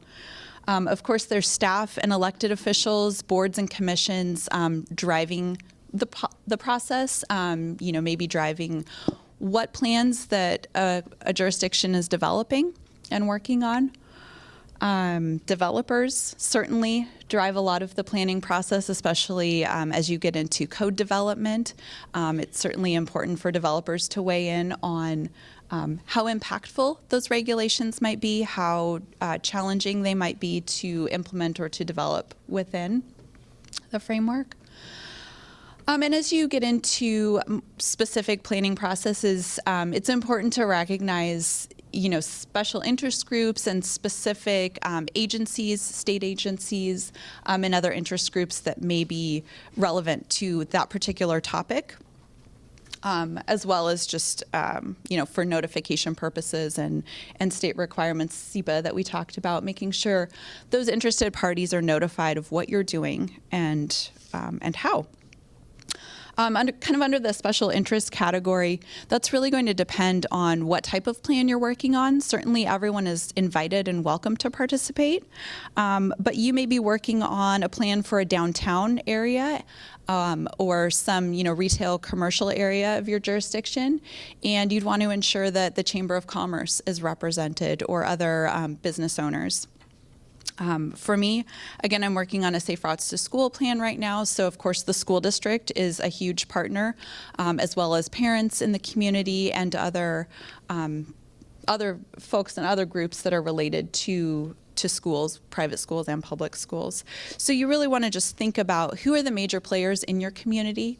Again, I'm a planner in Puyallup, so we have the Washington State Fair, we have a hospital, so just depending on what we're working on, we try and think through kind of who those particular interest groups might be. Public participation is not just a good idea, it's a requirement.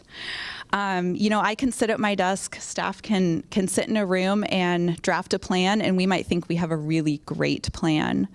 Some days I think it would make my job a little easier if I didn't have to do public engagement, but there's an RCW for that, thankfully, because this is why we're planning. I'm not planning the city of Puyallup for me. I'm planning it for the people who live there right now and the people who will live there in 20 years. And talked about those kind of 20-year planning projections. We know the growth is coming, and public participation allows the community to have a say in how that growth happens in their community. So, you can take a plan, especially if you hire consultants. They've written these kind of plans before. Maybe it's an active transportation plan, but they need to understand and as a staff person, as an elected official, you need to have an understanding of your community context and not just taking a plan off the shelf that could apply to any jurisdiction, but that's really crafted for the unique needs of your community. The challenges in public participation are that, again, those voices can sometimes be one-sided. You may not get all the voices in the room that you'd ideally like to have as part of a planning process. And I will also say that, your budget can kind of dictate how much and how public participation actually happens in a particular planning process. So there's a lot of different examples of how to do public participation, how to get engagement in your community, and I think the specific needs and desires of your community, kind of dictate that to some extent. Obviously, you want to consider who might want to be involved in your planning process, as well as who can just help facilitate getting the word out that you're working on a particular plan. Faith-based organizations is noted up here. We have a list of kind of contacts at churches and other community groups that we know are active and have active email lists and that sort of thing. They can really help us get the word out about a particular process or project that we're working on, even if they're not directly involved or impacted in that process. Obviously, as we've transitioned and technology has changed over the years, an online presence is much more common in public participation, doing surveys and maybe web maps and having websites for your different projects is quite critical. But you have to remember that not everyone in your community has that access. A lot of people still want to show up in person to an open house and talk to someone face to face. That's a really, I think, a critical part of planning and public participation that's never going to go away with all the technology in the world. So thinking about those different elements, different ways to engage people, I think is really critical and might be plan specific. With our Safe Routes plan, one of the things that we did was kind of a photo opportunity. So we asked members of the community to go out and take pictures of the good, the bad, and the ugly ways that they travel to school. And we were able to provide an incentive to do that. So we offered a Fitbit, just we did a random drawing essentially to offer that as a prize to hopefully encourage some of that public participation. Often you only have people participating who might have a problem with whatever topic it is that you're talking about or you're working on. And again, we want to hear from all groups, all voices. So if you can find a way to provide a small incentive, it doesn't have to break the budget of any plan, but that can help to make it a little more interactive and get a little more diverse voices in the room.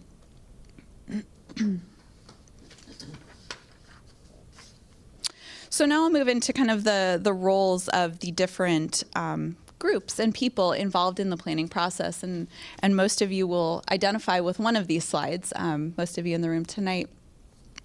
So the elected officials are really the ultimate authority over the planning process. They're the final decision makers. They're the ones who, receive that plan that you worked so hard on and got all that public input. And tried to, provide kind of a balanced plan.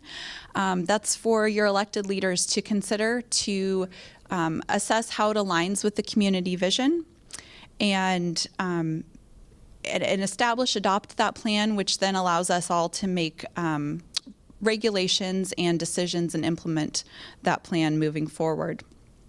They're also responsible for appointing planning commissioners and other board and commission members in your jurisdiction. So that can kind of, as your elected officials shift over time, that can also change the makeup of your boards and commissions based on kind of the politics of the day.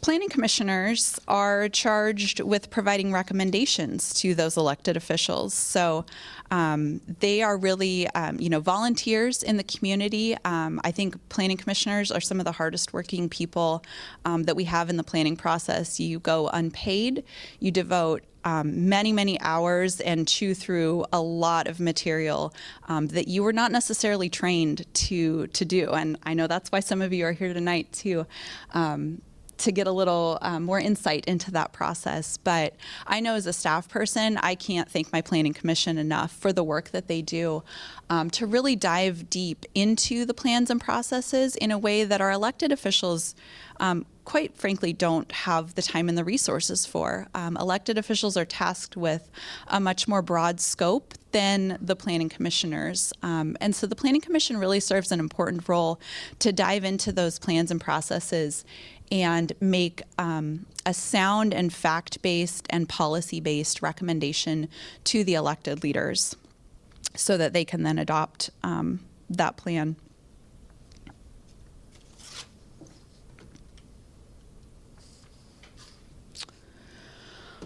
The role of staff is, and this is not just exclusive to planners. I know there's, I think there was an engineer in the room. I know there's other staff people in the room tonight.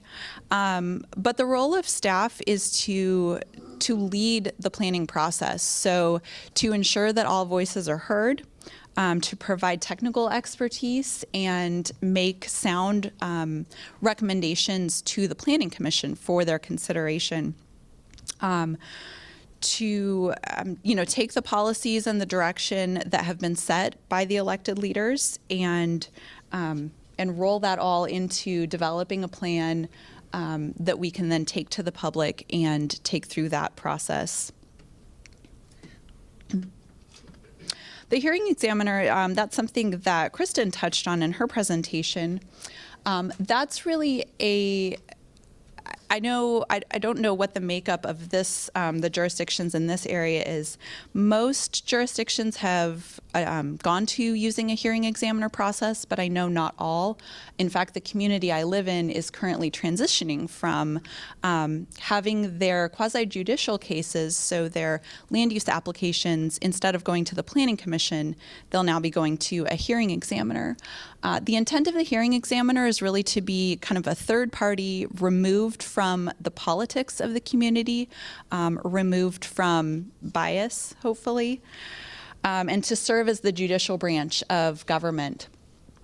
Typically, they're a land use attorney. I know the jurisdiction I work for actually transitioned from using a retired planner when I started to using a land use attorney as our hearing examiner, and that certainly changed the framework and kind of the expectation in the quality of our staff reports and presentations, as well as the decisions that came out of that. Reading a hearing examiner decision is a little bit like reading a legal brief or something like that. It's very technical. It makes legal findings and issues that decision that can then be appealed by members of the community or impacted parties. But really the intent of the hearing examiner process is to remove kind of those political influences from the land use planning process. I mentioned the development community as an important component of the planning process. You know, again, most of these, I can say there's pros and cons, obviously, with any of these things. But the development community can provide you feedback on your regulations. Sometimes those criticisms aren't you know, easy to take. I think we as planners often think, you know, we're following these policies and we're coming up with these great regulations that we're going to implement, and developers can build nice, beautiful buildings that fit perfectly within our community. Developers are the first people to tell you, that's too expensive, that's not going to work, you've just made my project infeasible. But they provide a great sounding board for us as staff to not get too carried away in some of our ideas and have that reality check in the community, I think. The media is something I think that we don't maybe talk about or recognize often enough. Certainly when I first started as a planner, that was kind of something that was a little unexpected for me, I think, that I was going to actually have to deal with the media and talk to, you know, whether it was a newspaper journalist or, God forbid, be on video somewhere. But the media can actually be a really valuable tool, especially if you're in a smaller community. Again, in Puyallup, we have a local weekly paper, and there's always been a journalist at that paper who's been willing to sit down and talk with us about, you know, whatever plan that we were working on at that time. And then hopefully write a, you know, maybe not a favorable article, but at least an article and help you kind of get the word out that you're working on something. You know, especially if you have an open house or some event coming up, it can provide some free publicity for you. And it's really an opportunity to educate a member of the general public about that planning topic that you're working on. And I think it really helps. It helps train staff, at least, in ways of talking with the community, talking with the average citizen who doesn't necessarily know the ins and outs of what you work on.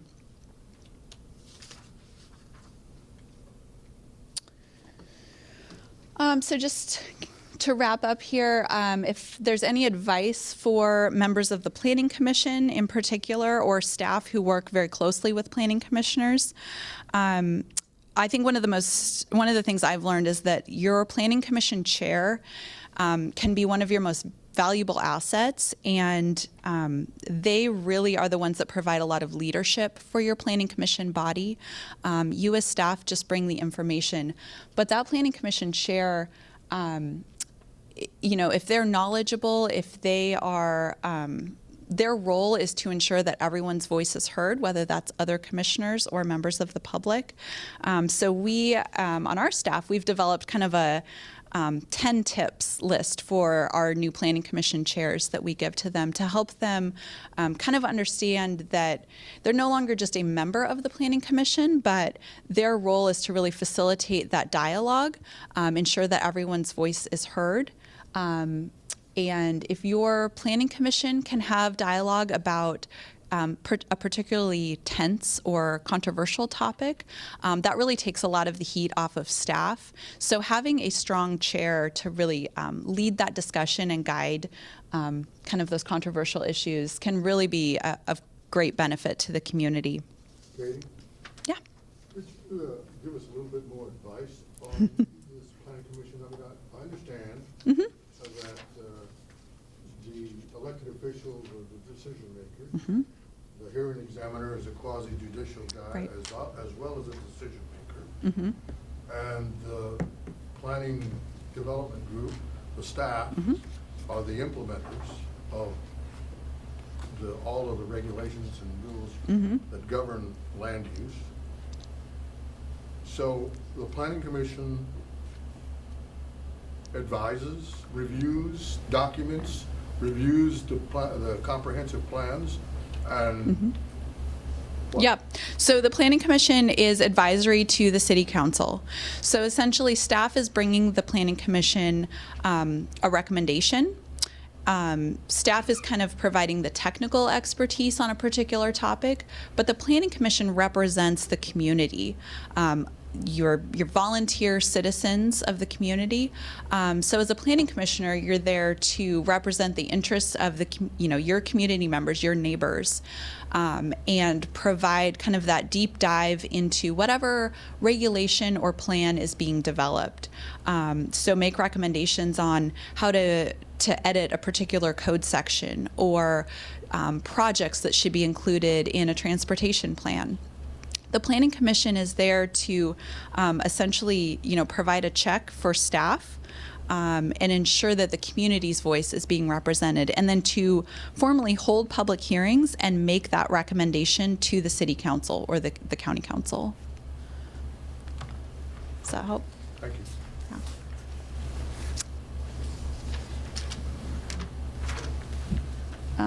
And just the last slide, more about public hearings in particular.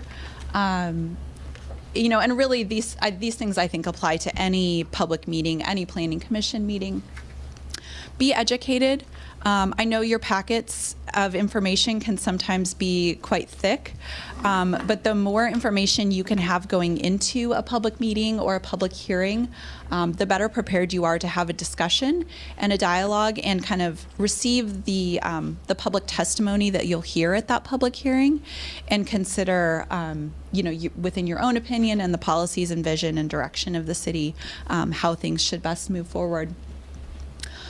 So be prepared and just listen to the community.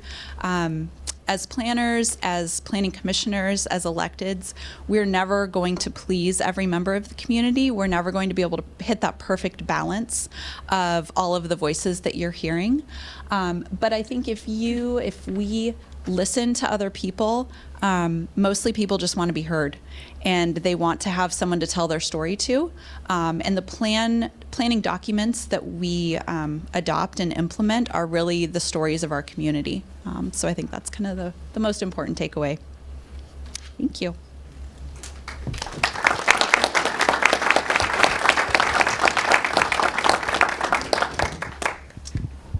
Thank you. Thank you.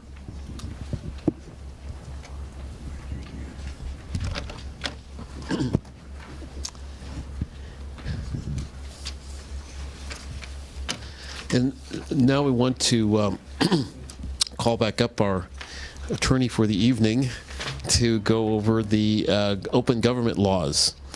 Again, Kristen French will take you through this. And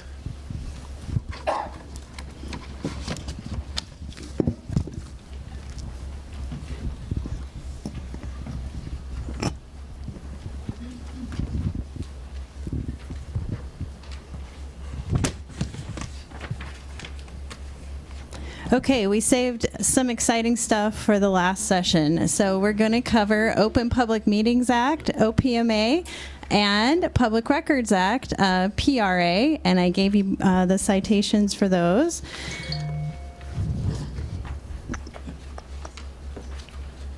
Kind of backwards there. Okay. All right. So starting with Open Public Meetings Act, and we're going to have a similar framework for this as we will for the Public Records Act. So if you can follow along for this first part, you'll follow along for the second really well.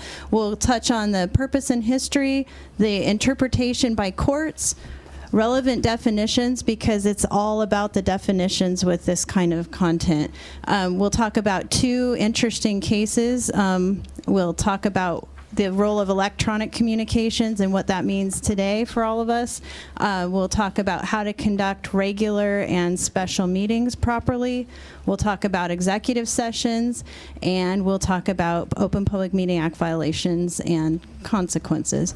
So in a nutshell, the purpose of the Open Public Meeting Act is to ensure that meetings are open and available for public attendance.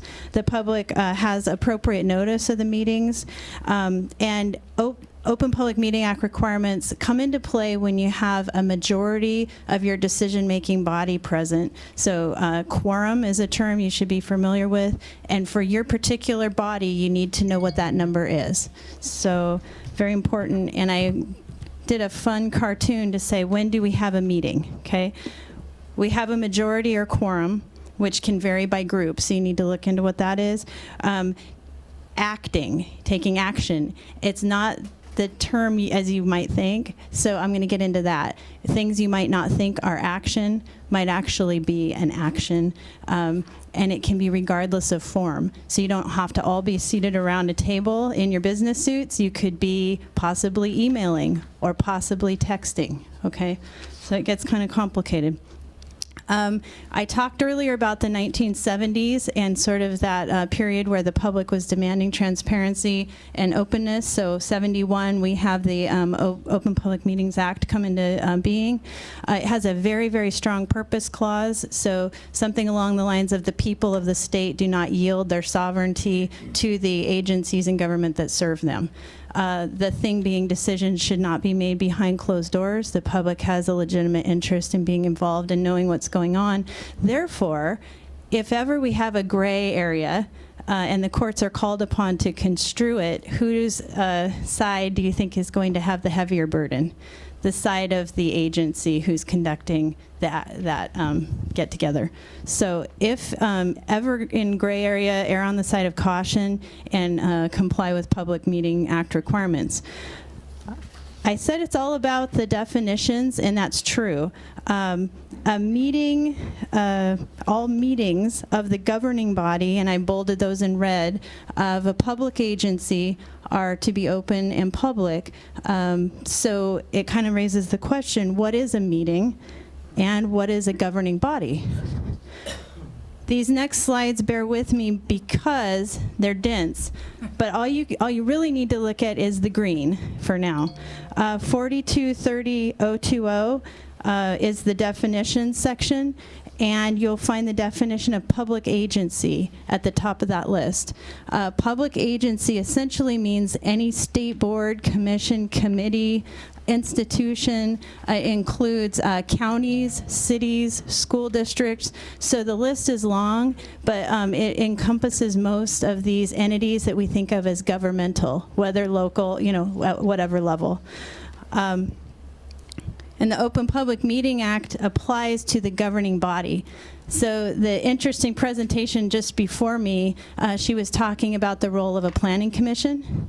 You might wonder, is a planning commission a governing body? Your first instinct might be no, because you might think, well, the council or the commission are our governing body. But if you read down about midway, you'll see that it also includes or any committee thereof when the committee acts on behalf of the governing body. So you don't just have maybe the top of that pyramid that you traditionally think of. You could have committees coming within this definition. And I kind of preluded this action. We also think of, the act, maybe the vote. That's not necessarily the case. This definition captures so much more than that. It captures receipt of public testimony, deliberations, discussions, considerations, reviews, and it goes on and on. So where you might think you're at a coffee shop having a casual chat about subject matter, you're in fact, if you have a quorum of your governing body, acting, and therefore subject to the Open Public Meeting Act, and maybe didn't even know it. You've really got to like this definition. Meetings mean meetings at which action is taken. So very helpful. And there's a court case that makes light of that a little bit and gives us a little more to go with. But so I raised that question. How many in the room think that a planning commission constitutes a governing body or committee thereof subject to Open Public Meeting Act? Hands up? Yeah, it does. It very well could. I threw this in just kind of as a point of caution because it's easy to overlook this.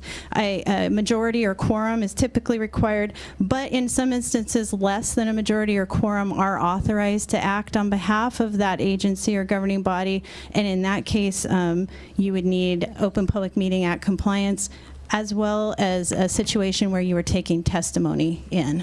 So that's a big deal in our land use world. Okay, so this is an interesting case, and I've got the citation if you want to pull it up and look at it someday. But in this case, San Juan County was working really hard back in about 2015 to bring its update for its critical area ordinance across the finish line. So I think they had tried and failed like multiple times in the prior 4 years. So kind of tensions are running high. People are wanting stuff done. And so you see this critical area team form. But the record before the court didn't have information saying who formed the team, why was it formed, who were the members, what were they charged with doing? And so it was a very vague connection, if any, between the governing body, which was the governing board, the council of the county council. There was a complaint, an allegation that this team meeting 26 times had violated the Open Public Meetings Act. The court took a good look at the record and said, on this record, we have no evidence of a majority of our governing board being at the meetings. No evidence of that. We have no evidence that there was any formal sort of creation of this committee. There's no evidence that they were tied with the governing body, and therefore they found they weren't a committee for Open Public Meeting Act purposes. It's an interesting analysis, though, because it shows that, fine line. There were a few factors that had it swung the other way. They could have very well had big problems with Open Public Meeting Act violations. All right, another kind of exciting consideration nowadays is electronic communications. Given the very strong public purpose clause that we find here, the courts are very willing to extend Open Public Meeting Act requirements to other forms of communication, because essentially the public could be improperly excluded if governing bodies were able to email each other all night, come to a conclusion on an issue, and then show up the next day, everything decided behind essentially closed doors. So if you have a quorum or a majority of your governing body engaging in any kind of texting, electronic communications, maybe on a common blog where you're deliberating or discussing something, consider yourself in Open Public Meeting Act territory and absolutely abide by the Open Public Meeting Act requirements. There was a case, let's see, I have it cited there, Wood versus Battleground School District. And in that court case, the court makes it clear that email communications can constitute a meeting. The thing being, if you there has to be a reciprocal sort of element to it. So a staff person can publish, say, the meeting agenda, publish that to your entire group, and you don't have an Open Public Meeting Act violation there. So there's some nuances you want to look into. All right. Krista? Yeah. On the previous slide, you have a bullet there that says one-way versus two-way. Yeah. Okay, so that was what I was just saying. If you have, say, a staff member who's charged with getting the agenda out to the entire council, that one-way push isn't a concern for a meeting. If you had then, say, council members saying, what do we all think about agenda item number 5? And creating this dialogue or consideration, you've got that two-way. What about one way the other way, from a council member to a staff? That should be fine too. Staff person should be fine. No problem there. Yeah. Good question. Okay, so conducting a meeting properly. If we are subject to Open Public Meeting Act requirements, how do we do our meeting correctly? We have to ensure that the public has a right to attend and that they received appropriate notice. We have one of the center item there draws the distinction between attendance and testimony or comment. Sometimes members of the public will mistakenly think Open Public Meeting Act means right to comment or right to testify, and that's not true. It's a right to attend and observe unless the subject matter or issue requires a public hearing or it's noted that way on the agenda. Also, very important, Public Meeting Act does not provide a basis for disruption. So there's an RCW I cited, 4230.050, which sets out a procedure that the government entity can follow in the event of public actions that render the meeting sort of impossible due to disruptive behavior. A couple of keys to avoid. Don't condition attendance on any action precedent, meaning sign-in sheet or any other requirement that you might use to exclude a member of the public. Don't condition that. Do not prevent reasonable recording of the meeting, and never vote by secret ballot. And I gave you a citation, 4230.0602. Avoid that. So the Public Meetings Act contemplates two different kinds of meetings, one being regular, and that's the one most of you will be very familiar with, the other being special. Regular meetings are those that are, they follow a normal course or pattern. You'll usually find it in your code or, you know, some other ordinance sets out when we're going to meet where. You basically just have to give a 24-hour notice on the agency's website, and there's a few very limited exceptions to that. But it's pretty predictable. People know about it, and you have a normal standard practice for it. A special meeting can be held any time that a presiding officer or a majority of members request, and I cited how they would go about requesting a special meeting.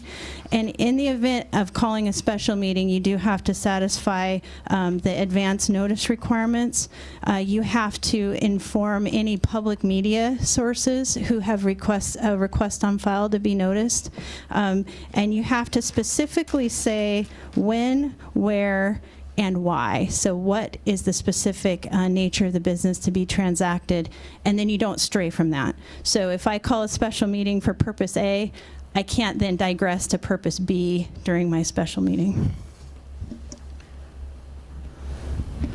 Okay, two terms just to be familiar with, adjourning and continuing. So especially in the land use kind of arena, things can tend to go long sometimes, and there might be a need to adjourn a meeting to another time or place. Another term, continuance. You could, if there's a hearing being held, you can continue that hearing, and you'll see that frequently for a number of reasons. The RCWs that I cite on the slide here will give you guidance as to what you need to do to succeed in adjourning or continuing. How many folks have heard the term executive session? Okay, kind of a mix. That is OPMA's recognition that not every subject matter is appropriate and well suited for vetting in the public arena. Okay, the goal is public most of the time. There is a recognition that some things do need to be hashed out in the private in order to efficiently and appropriately conduct business. So the exception, we have 4230.110, and that opens the door for consideration of issues in executive session. Big key to note is you would never take action in executive session. So from a regular meeting, you move into executive session for a specified purpose, which you specify in the motion. You go into your executive session and conduct sort of discussions on that. You would adjourn back into open session, and then you would take action on the issue in open session. Okay, very dense, sorry about that, but 4230.110 is in big bold. If you have an interest, look this up. Because it is a laundry list of exceptions to the Open Public Meeting Act, and it would guide you when it would be appropriate to go into executive session. So one easy example, you're considering selection of or an action regarding a real estate transaction where knowledge by the public of those details would be detrimental to that. So I won't get into all of these. Another one I'm really familiar with is to consult with legal counsel. But the fact of having an attorney in the room doesn't mean that you can have an executive session all night long. You have to have, I gave you why, but you'd have to have a reasonable anticipation of litigation threatened against your agency, or a couple other, if you reasonably believe you have legal risks associated, and you can explain why. So there's that. All right. I kind of gave you a heads up on this one already, but to adjourn into executive session, the presiding officer publicly announces the purpose of the executive session and the time when that will conclude and when the regular meeting will reconvene. And you're able to extend that. So you'll sometimes see people sticking their head out the door and say, 10 more minutes, 15 more minutes, and then you reconvene back into open session. Okay, 423120 addresses violations. So for each member of a governing body who attends a meeting in violation of Open Public Meeting Act and knowingly does so, there's a civil penalty provision, $500 for the first violation and $1,000 for subsequent violation. And honestly, that to me pales in comparison to the thought that you have a great risk for loss of public trust, and in my mind, one of the biggest, voiding the action taken. So if you are basing a process on an action that is maybe a year later voided, nobody wants to be there. So that wraps up Open Public Meetings Act, and we have about 15 minutes for public records. So very, very quickly, I'm going to walk you through these concepts. They're very interesting and they're very relevant in today's world. You've probably seen in the news very large awards being issued by courts against public agencies. I mean, hundreds of thousands of dollars. The cost to public agencies for failure to comply with public records requirements can result in a $100 per page penalty per day of violation. And so it's a very serious topic. We're going to talk about purpose and history, interpretation by the courts, relevant court decision, what the general requirements are for local government, again, some exemptions, general guidelines, and then I'll mention the topic of retention, because at the end of the day, public agencies need to know how to retain and manage their records if they're supposed to meet public records requirements for production. Okay, just like the Open Public Meetings Act, we have that very, very strong purpose clause rooted in the 1970s, people not yielding their sovereignty. So you can guess you have a steep uphill climb in the courts. It will be construed liberally, and that means that agencies need to leave no question that they've complied with that. We look, again, it all rides on the definitions. So agency, defined 4256.010. Again, it's that broad agency definition, and I won't get into that in much detail. Writing is any handwriting, printing, photostatting, and you can see how it goes on and on. So it's not just a document as we tend to think of it traditionally. It can take a number of forms and maps, papers, existing data compilations where that data can be extracted, translated. And so now we get to the heart of it, public record. So public record means any writing that relates to the conduct of government or the performance of a proprietary function by the government. So if you think of the broad definition of writing and you apply it here, any writing that relates to the conduct of government or performance of proprietary function is a public record. It doesn't matter whether or not it might be exempted. It doesn't matter whether or not it might be protected from disclosure for some reason. It's all a public record at the start of the analysis. So the goal of the Public Records Act is to make sure that there are uniform rules that guide the public's inspection and copying of public records. Our friend, the time clock, tells us that we can't, as public agencies, stall. We have 4256-520, which lays out the requirements for a prompt and appropriate response. Those are several. You have options. You can either produce the records requested within 5 days. You can acknowledge receipt of the request and then provide a reasonable time estimate in which you're going to meet that request. You can request clarification. You can deny the request with an explanation of why it's being denied. All of that shows up here. So 4256-520 lays out what the agency must do within that time frame. So, as we can imagine, the burden of proof is placed on the agency to establish that any refusal and copying is in accordance with the statute. So you need to make certain that before you take action to deny a request, that you have very solid grounds that are well defined and have been explained to the requester. A lot of agencies will ask, what about the cost? What about the burden? What can we charge? This is very, some find it very, very onerous. So 4256-120, there can be no charge for inspection alone of public records. I will say this, I have been on a developer case on the developer side, and I have made public records requests which required an agency to produce boxes lined up along a table, and the amount of work that went into that for the agency is really heartbreaking in a sense. But it was our right as the public to have that and see that. In terms of photocopying or producing electronically, this statute guides what costs can be recouped by the agency. So look that up if you have an interest. So this is a really interesting area, the Public Record Act exemptions. There are several ways you would exempt a record. You could redact portions of it. That term means you black out certain content that's appropriately redactable.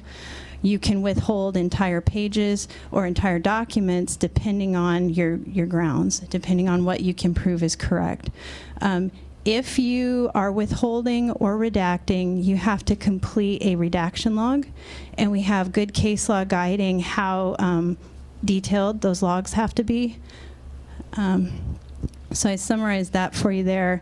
You've got to have a document description, date, author, recipient, who was copied. You have to specify your RCW basis for the exemption or withholding, how it applies, what page numbers. And so as you can imagine, in a multi-thousand-page document production, it can be an absolute burden to prepare an appropriate redaction log or withholding log. But it's part of the process, so we have to plan for that and comply. I've listed here just some examples of exemption from the Public Records Act. It's not just in the Public Records Act that you'll find grounds for exemption. You will find it also in other statutes. It's a pretty complex and complicated undertaking for whoever is charged with doing that work in your agency. It's pretty technical, and it takes quite a bit of time to make sure that you get it right.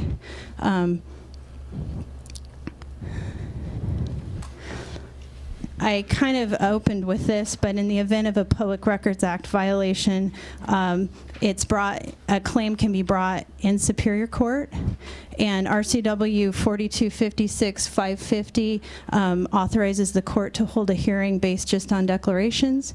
Whoever prevails against an agency has they will be awarded their attorney fees and costs, and then they may be awarded in the court's discretion up to $100 per day per page. For those of you who are electeds, I think it's important to note these other statutes. They're outside the Public Records Act, but 16020, 4212-010, and 992-120, they address improper mutilation, destruction of public records, taken very seriously. possibility of a felony conviction, and then with that would be disqualification from future office. So never appropriate to shred, in an uncomfortable situation. Take the high road. Never ever let yourself fall into that trap. So with 5 minutes left, I want to touch on a topic that's now kind of near and dear to my heart, because in my current role, we're focusing a lot on retention. So in today's world, we're generating a lot of data, and it keeps kind of at a higher and higher rate. I heard a statistic at a training, and they said in 2017, we generated 90% of all of the data that has been generated in the last 5,000 years of civilization. And I presume it's a credible citation based on the presenter and the sources they cited. In any event, it's profound, right? And you can see it's just growing and growing. And so you'll have staff who are trying to manage very large volumes of content, especially in land use practice with all of our comprehensive plans and drafting and coordinating, collaborating. So I would just really encourage every representative from an agency to recognize the needs to develop good retention systems. Documents have life cycles. The state Secretary of State has online guidance as to how long we have to keep public records, and so they can't live forever and build and build and build, because when a public records request comes in, the burden's on the agency to seek and produce all responsive records. If some could have and should have been disposed of or archived, that's unfortunate for the agency. A simple request can quickly turn into a very complicated request to fulfill. So I think that my takeaways are pretty simple, but you sometimes regret what you've written only after it's too late. So be thoughtful about what you write. Always envision it on the front page of your paper or your social media sites, and make sure you're comfortable and proud of that to stand behind it. And appropriately preserve public records so that you don't fall into any of those traps I talked about. And you should be good. Again, I have photocopies of the acts themselves if anybody was interested to take a look. Thank you.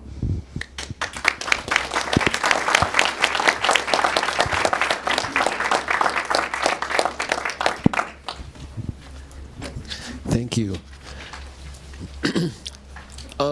Before we go into question and answers, I'd like to give some time to Allison Osterberg to talk a little bit about what's going on with this, Thurston County's comprehensive plan process. Thanks, Gary. This will be real quick. I'm Allison Osterberg. I'm a senior planner with Thurston County, and I am helping to guide now that you've heard all about comprehensive planning and you're really excited about getting involved in the public process, we have one that is going on right here locally in Thurston County. Although our comprehensive plan was due in 2016, we're still working on it. We're getting there with our periodic update, and it is in front of our Planning Commission right now. It's out for public review. If you have enjoyed so much sitting in this room on a Wednesday evening, feel free to come back again and take part in that and be a part of that process. Anyone who's interested in that, feel free to talk to me.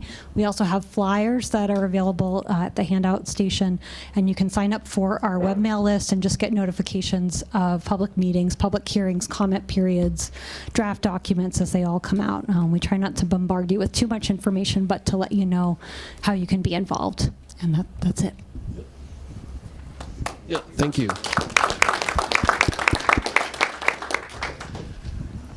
Now we've got plenty of time for questions and answers.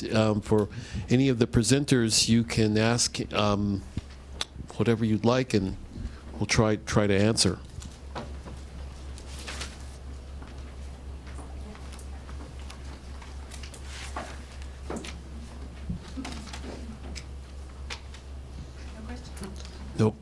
No questions? Yeah. I've got a question about the open public meetings. Open public.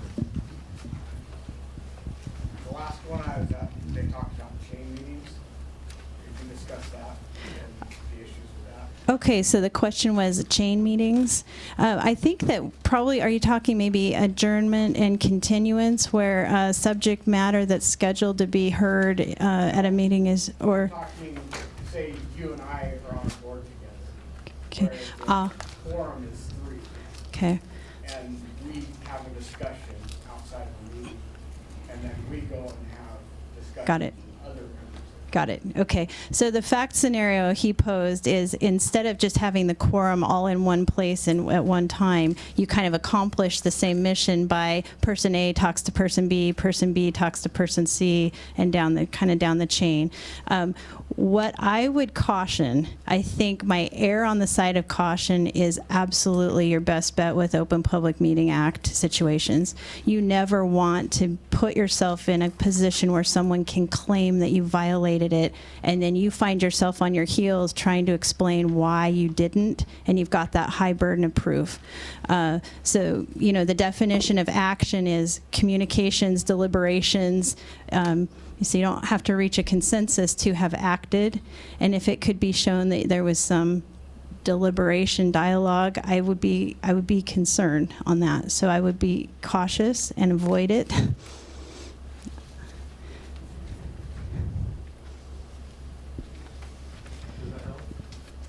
Oh yeah, it was just brought up at the last one of these I was at. So I wanted to make sure it came up again. Some people might not think of that. Okay.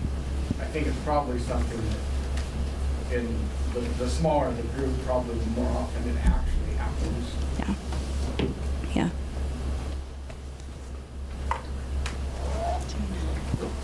Yes. Oh, yes. Question about comprehensive plans. Is there sort of a standard rule as to what level of SEPA compliance they need to have? Are they determinations of non-significance, or how does that play out normally?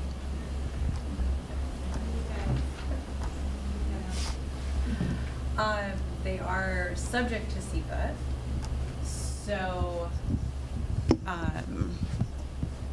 it's whether it's you know, an EIS when you maybe originally develop your comprehensive plan, and then you know, as you amend it, it may be less impactful, and so you don't need to do a full EIS for that amendment or for a particular, you know, subject area plan, but they are subject to SEPA regulations. I can shout. Okay. Same topic. Kristen, early in your comments in your first presentation, you said you hadn't seen very many determinations of significance. You didn't say the context of what that was. Was it at the level of the Growth Management Act or at the level of property development? Right. So I'd say at the level of property development, like actual applications for development of sites, that to casual observer you might think, wow, that apartment complex is gonna, you know, is going to have some significant impact, but yet there won't be a determination of significance. It'll be mitigated non-significance or that kind of thing. And that's based on what the applicant puts in their SEPA checklist? Right, and the lead agency's analysis on the content that's provided to them through that. Thank you. Yep.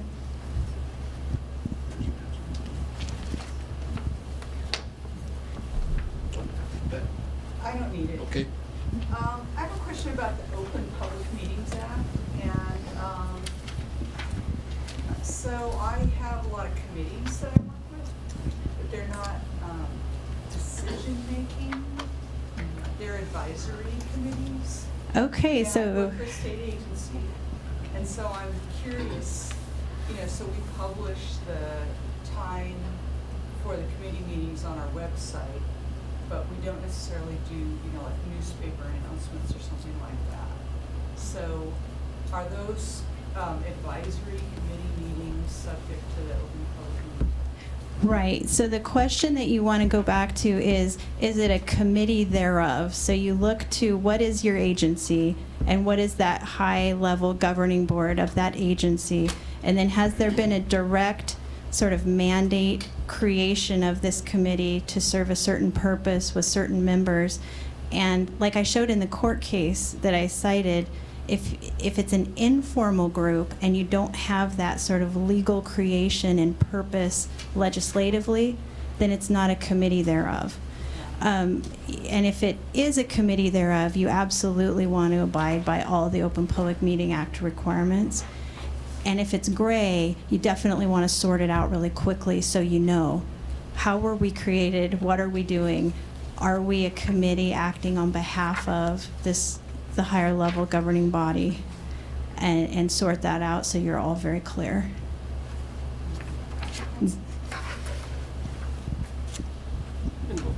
An extension of that same question. One of the other hats I wear is the chair of the Lake Management District. So it's a formally put together group by the county, and we're just advisory to the county and work being done. So I would say, in my best estimation, you're a committee thereof. So the county has legislatively created you formally, appoints members or provides for membership, tells you what your jobs are or your duties or your roles, and you're performing them on behalf of that the higher level county governing body, committee thereof, and I'd say open public meeting subject. Without knowing more, that's my best guess there. Actually, let me just address that real quick.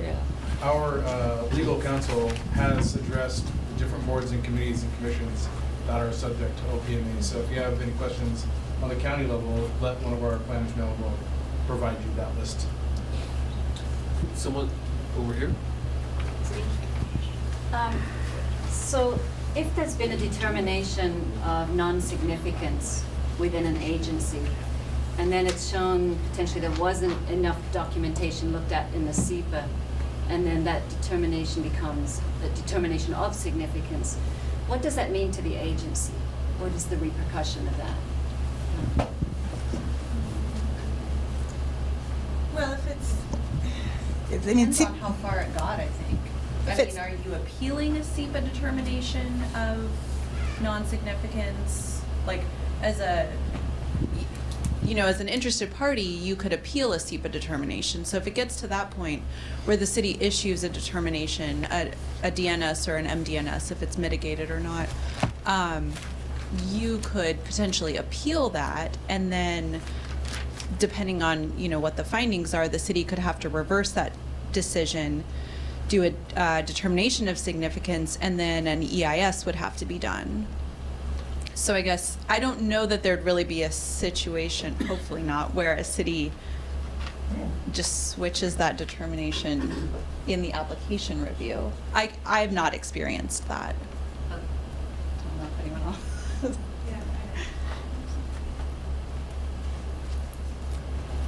Cool. Yes. So I'm a planning commissioner, and we're not, as planning commissioners, we're volunteers. We use our own private email if we want to write to staff or whatever. And on occasion, there might be a minority, less than a quorum of us who want to say, write a minority opinion from a recommendation we're forwarding to our elected officials. And so we do need to communicate, probably by email, a couple of us, or talk or something, in order to develop that. That's not something the whole group or even a forum would develop. I'm assuming then those emails, those personal emails, are subject to the Public Records Act. And I just wanted to verify that, I guess. Right, that's a great question. So for anyone who didn't hear, basically Planning Commission, less than a quorum, but they're dialoguing on an issue and they're generating maybe a memorandum that might go to the commission or council for consideration. Yeah, absolutely, public record content. So public records are interesting because you can have preliminary drafts, you can have red lines, you can have personal notes throughout that process, all of which take on unique character at different parts of the process. So in my mind, to err on the side of caution, you might want to check with legal counsel for whomever, that's a great point. It's all really fact dependent, and so you never want to, I don't want to presume. but always handle it as though it is a valuable public record, treat it as such, and then look for guidance on, well, what do I do with my red line once we have a final? Possibly a transitory record eligible for immediate destruction in the normal course, possibly, but you never want to presume and have erred. So, good question. Trying to adjust how to keep those emails if you're using private emails. Oh, well, yeah. I could say it's a real big challenge when you're blending personal devices with public sector work. I mean, that's just a challenge. A lot of agencies find it appropriate and possible to issue a public device and direct that their folks only do public business on that public device, and that prevents that bleeding over, okay? But some are, if you're a volunteer capacity and you're not going to get a device issued, there's been a lot of case law coming out recently, for example, around cell phones, where public persons have engaged in communications on their personal cell phone, and the courts are quick to find if it meets the definition of a public record, it doesn't matter that it's on your cell phone, and you should be prepared to store it appropriately and produce it. The challenge for the agency being, how is agency IT or IS assisting in the capture of that content and the management of that content? So that's a big consideration for electeds of agencies, to make sure that you've given that attention.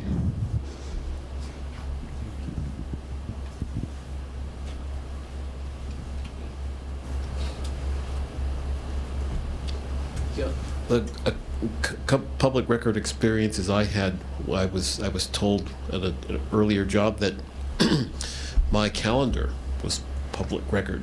So when you put your meetings on your Outlook, or whatever meetings you put on your Outlook, that's public record. So be careful what you put in the yeah, in the back.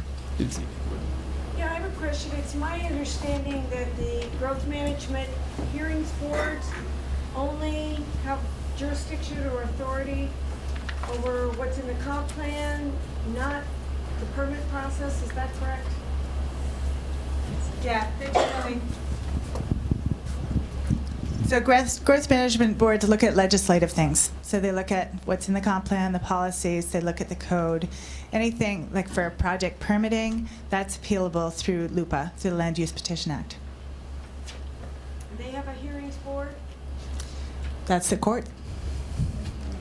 That's Right, so drawing the line between legislative actions, like comp plan actions, growth management hearing board, jurisdiction, application itself, an applicant's denied and they want to appeal, court process for that.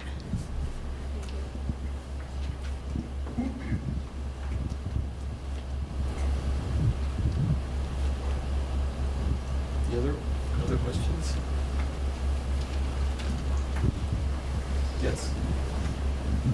Going back to the email question that somebody brought, personal emails, would that problem be resolved if every person in the commission was given a specific email address through the county or jurisdictional website?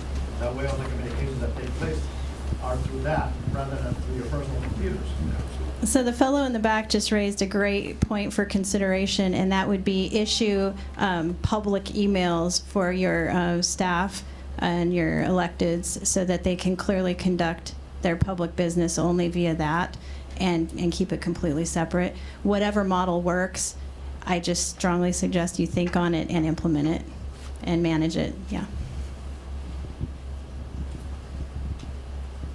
Do you have a question? No. Okay. I see a lot of email addresses from planning commissioners, and if it's too hard to set up a internal one, the Gmail is, they also do Gmail, planning commissioner 3 at Gmail, or for whatever city. Or you can do that for yourself without being officially noticed, so you have separate emails so that you don't have to mix them within your own stream. I will say this, I've seen a lot of variations between agencies in terms of funding and staff levels, and so it's not really reasonable to sit up here and say, roll out this perfect system immediately, right? But give thought to what will you do and how will you respond if a request comes in? You don't want to be thinking about that question after the request has come in.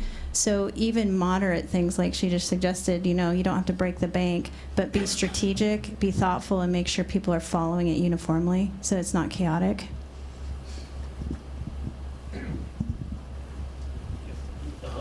Back to my previous statement, I think that creating your own personal account in Gmail would be dangerous because what happens if you die?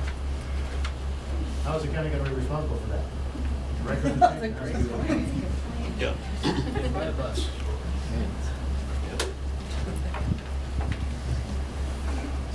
Anything else? Well, thank you for your time and attendance. Hopefully you've learned something and gotten some valuable information. And if you have other questions, all our contact information is on in your packets, so you may contact us. And please leave your surveys, evaluation forms on your chair or on your table.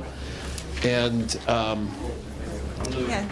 So if the certificates for the Open Public Meetings Act, if you're on a board or commission, you fill it out, you sign it, you hand it to your staff person so that they have a record that you attended it. And we also want to thank Thurston County for hosting us tonight, especially Allison and the other staff for their help in setting this up.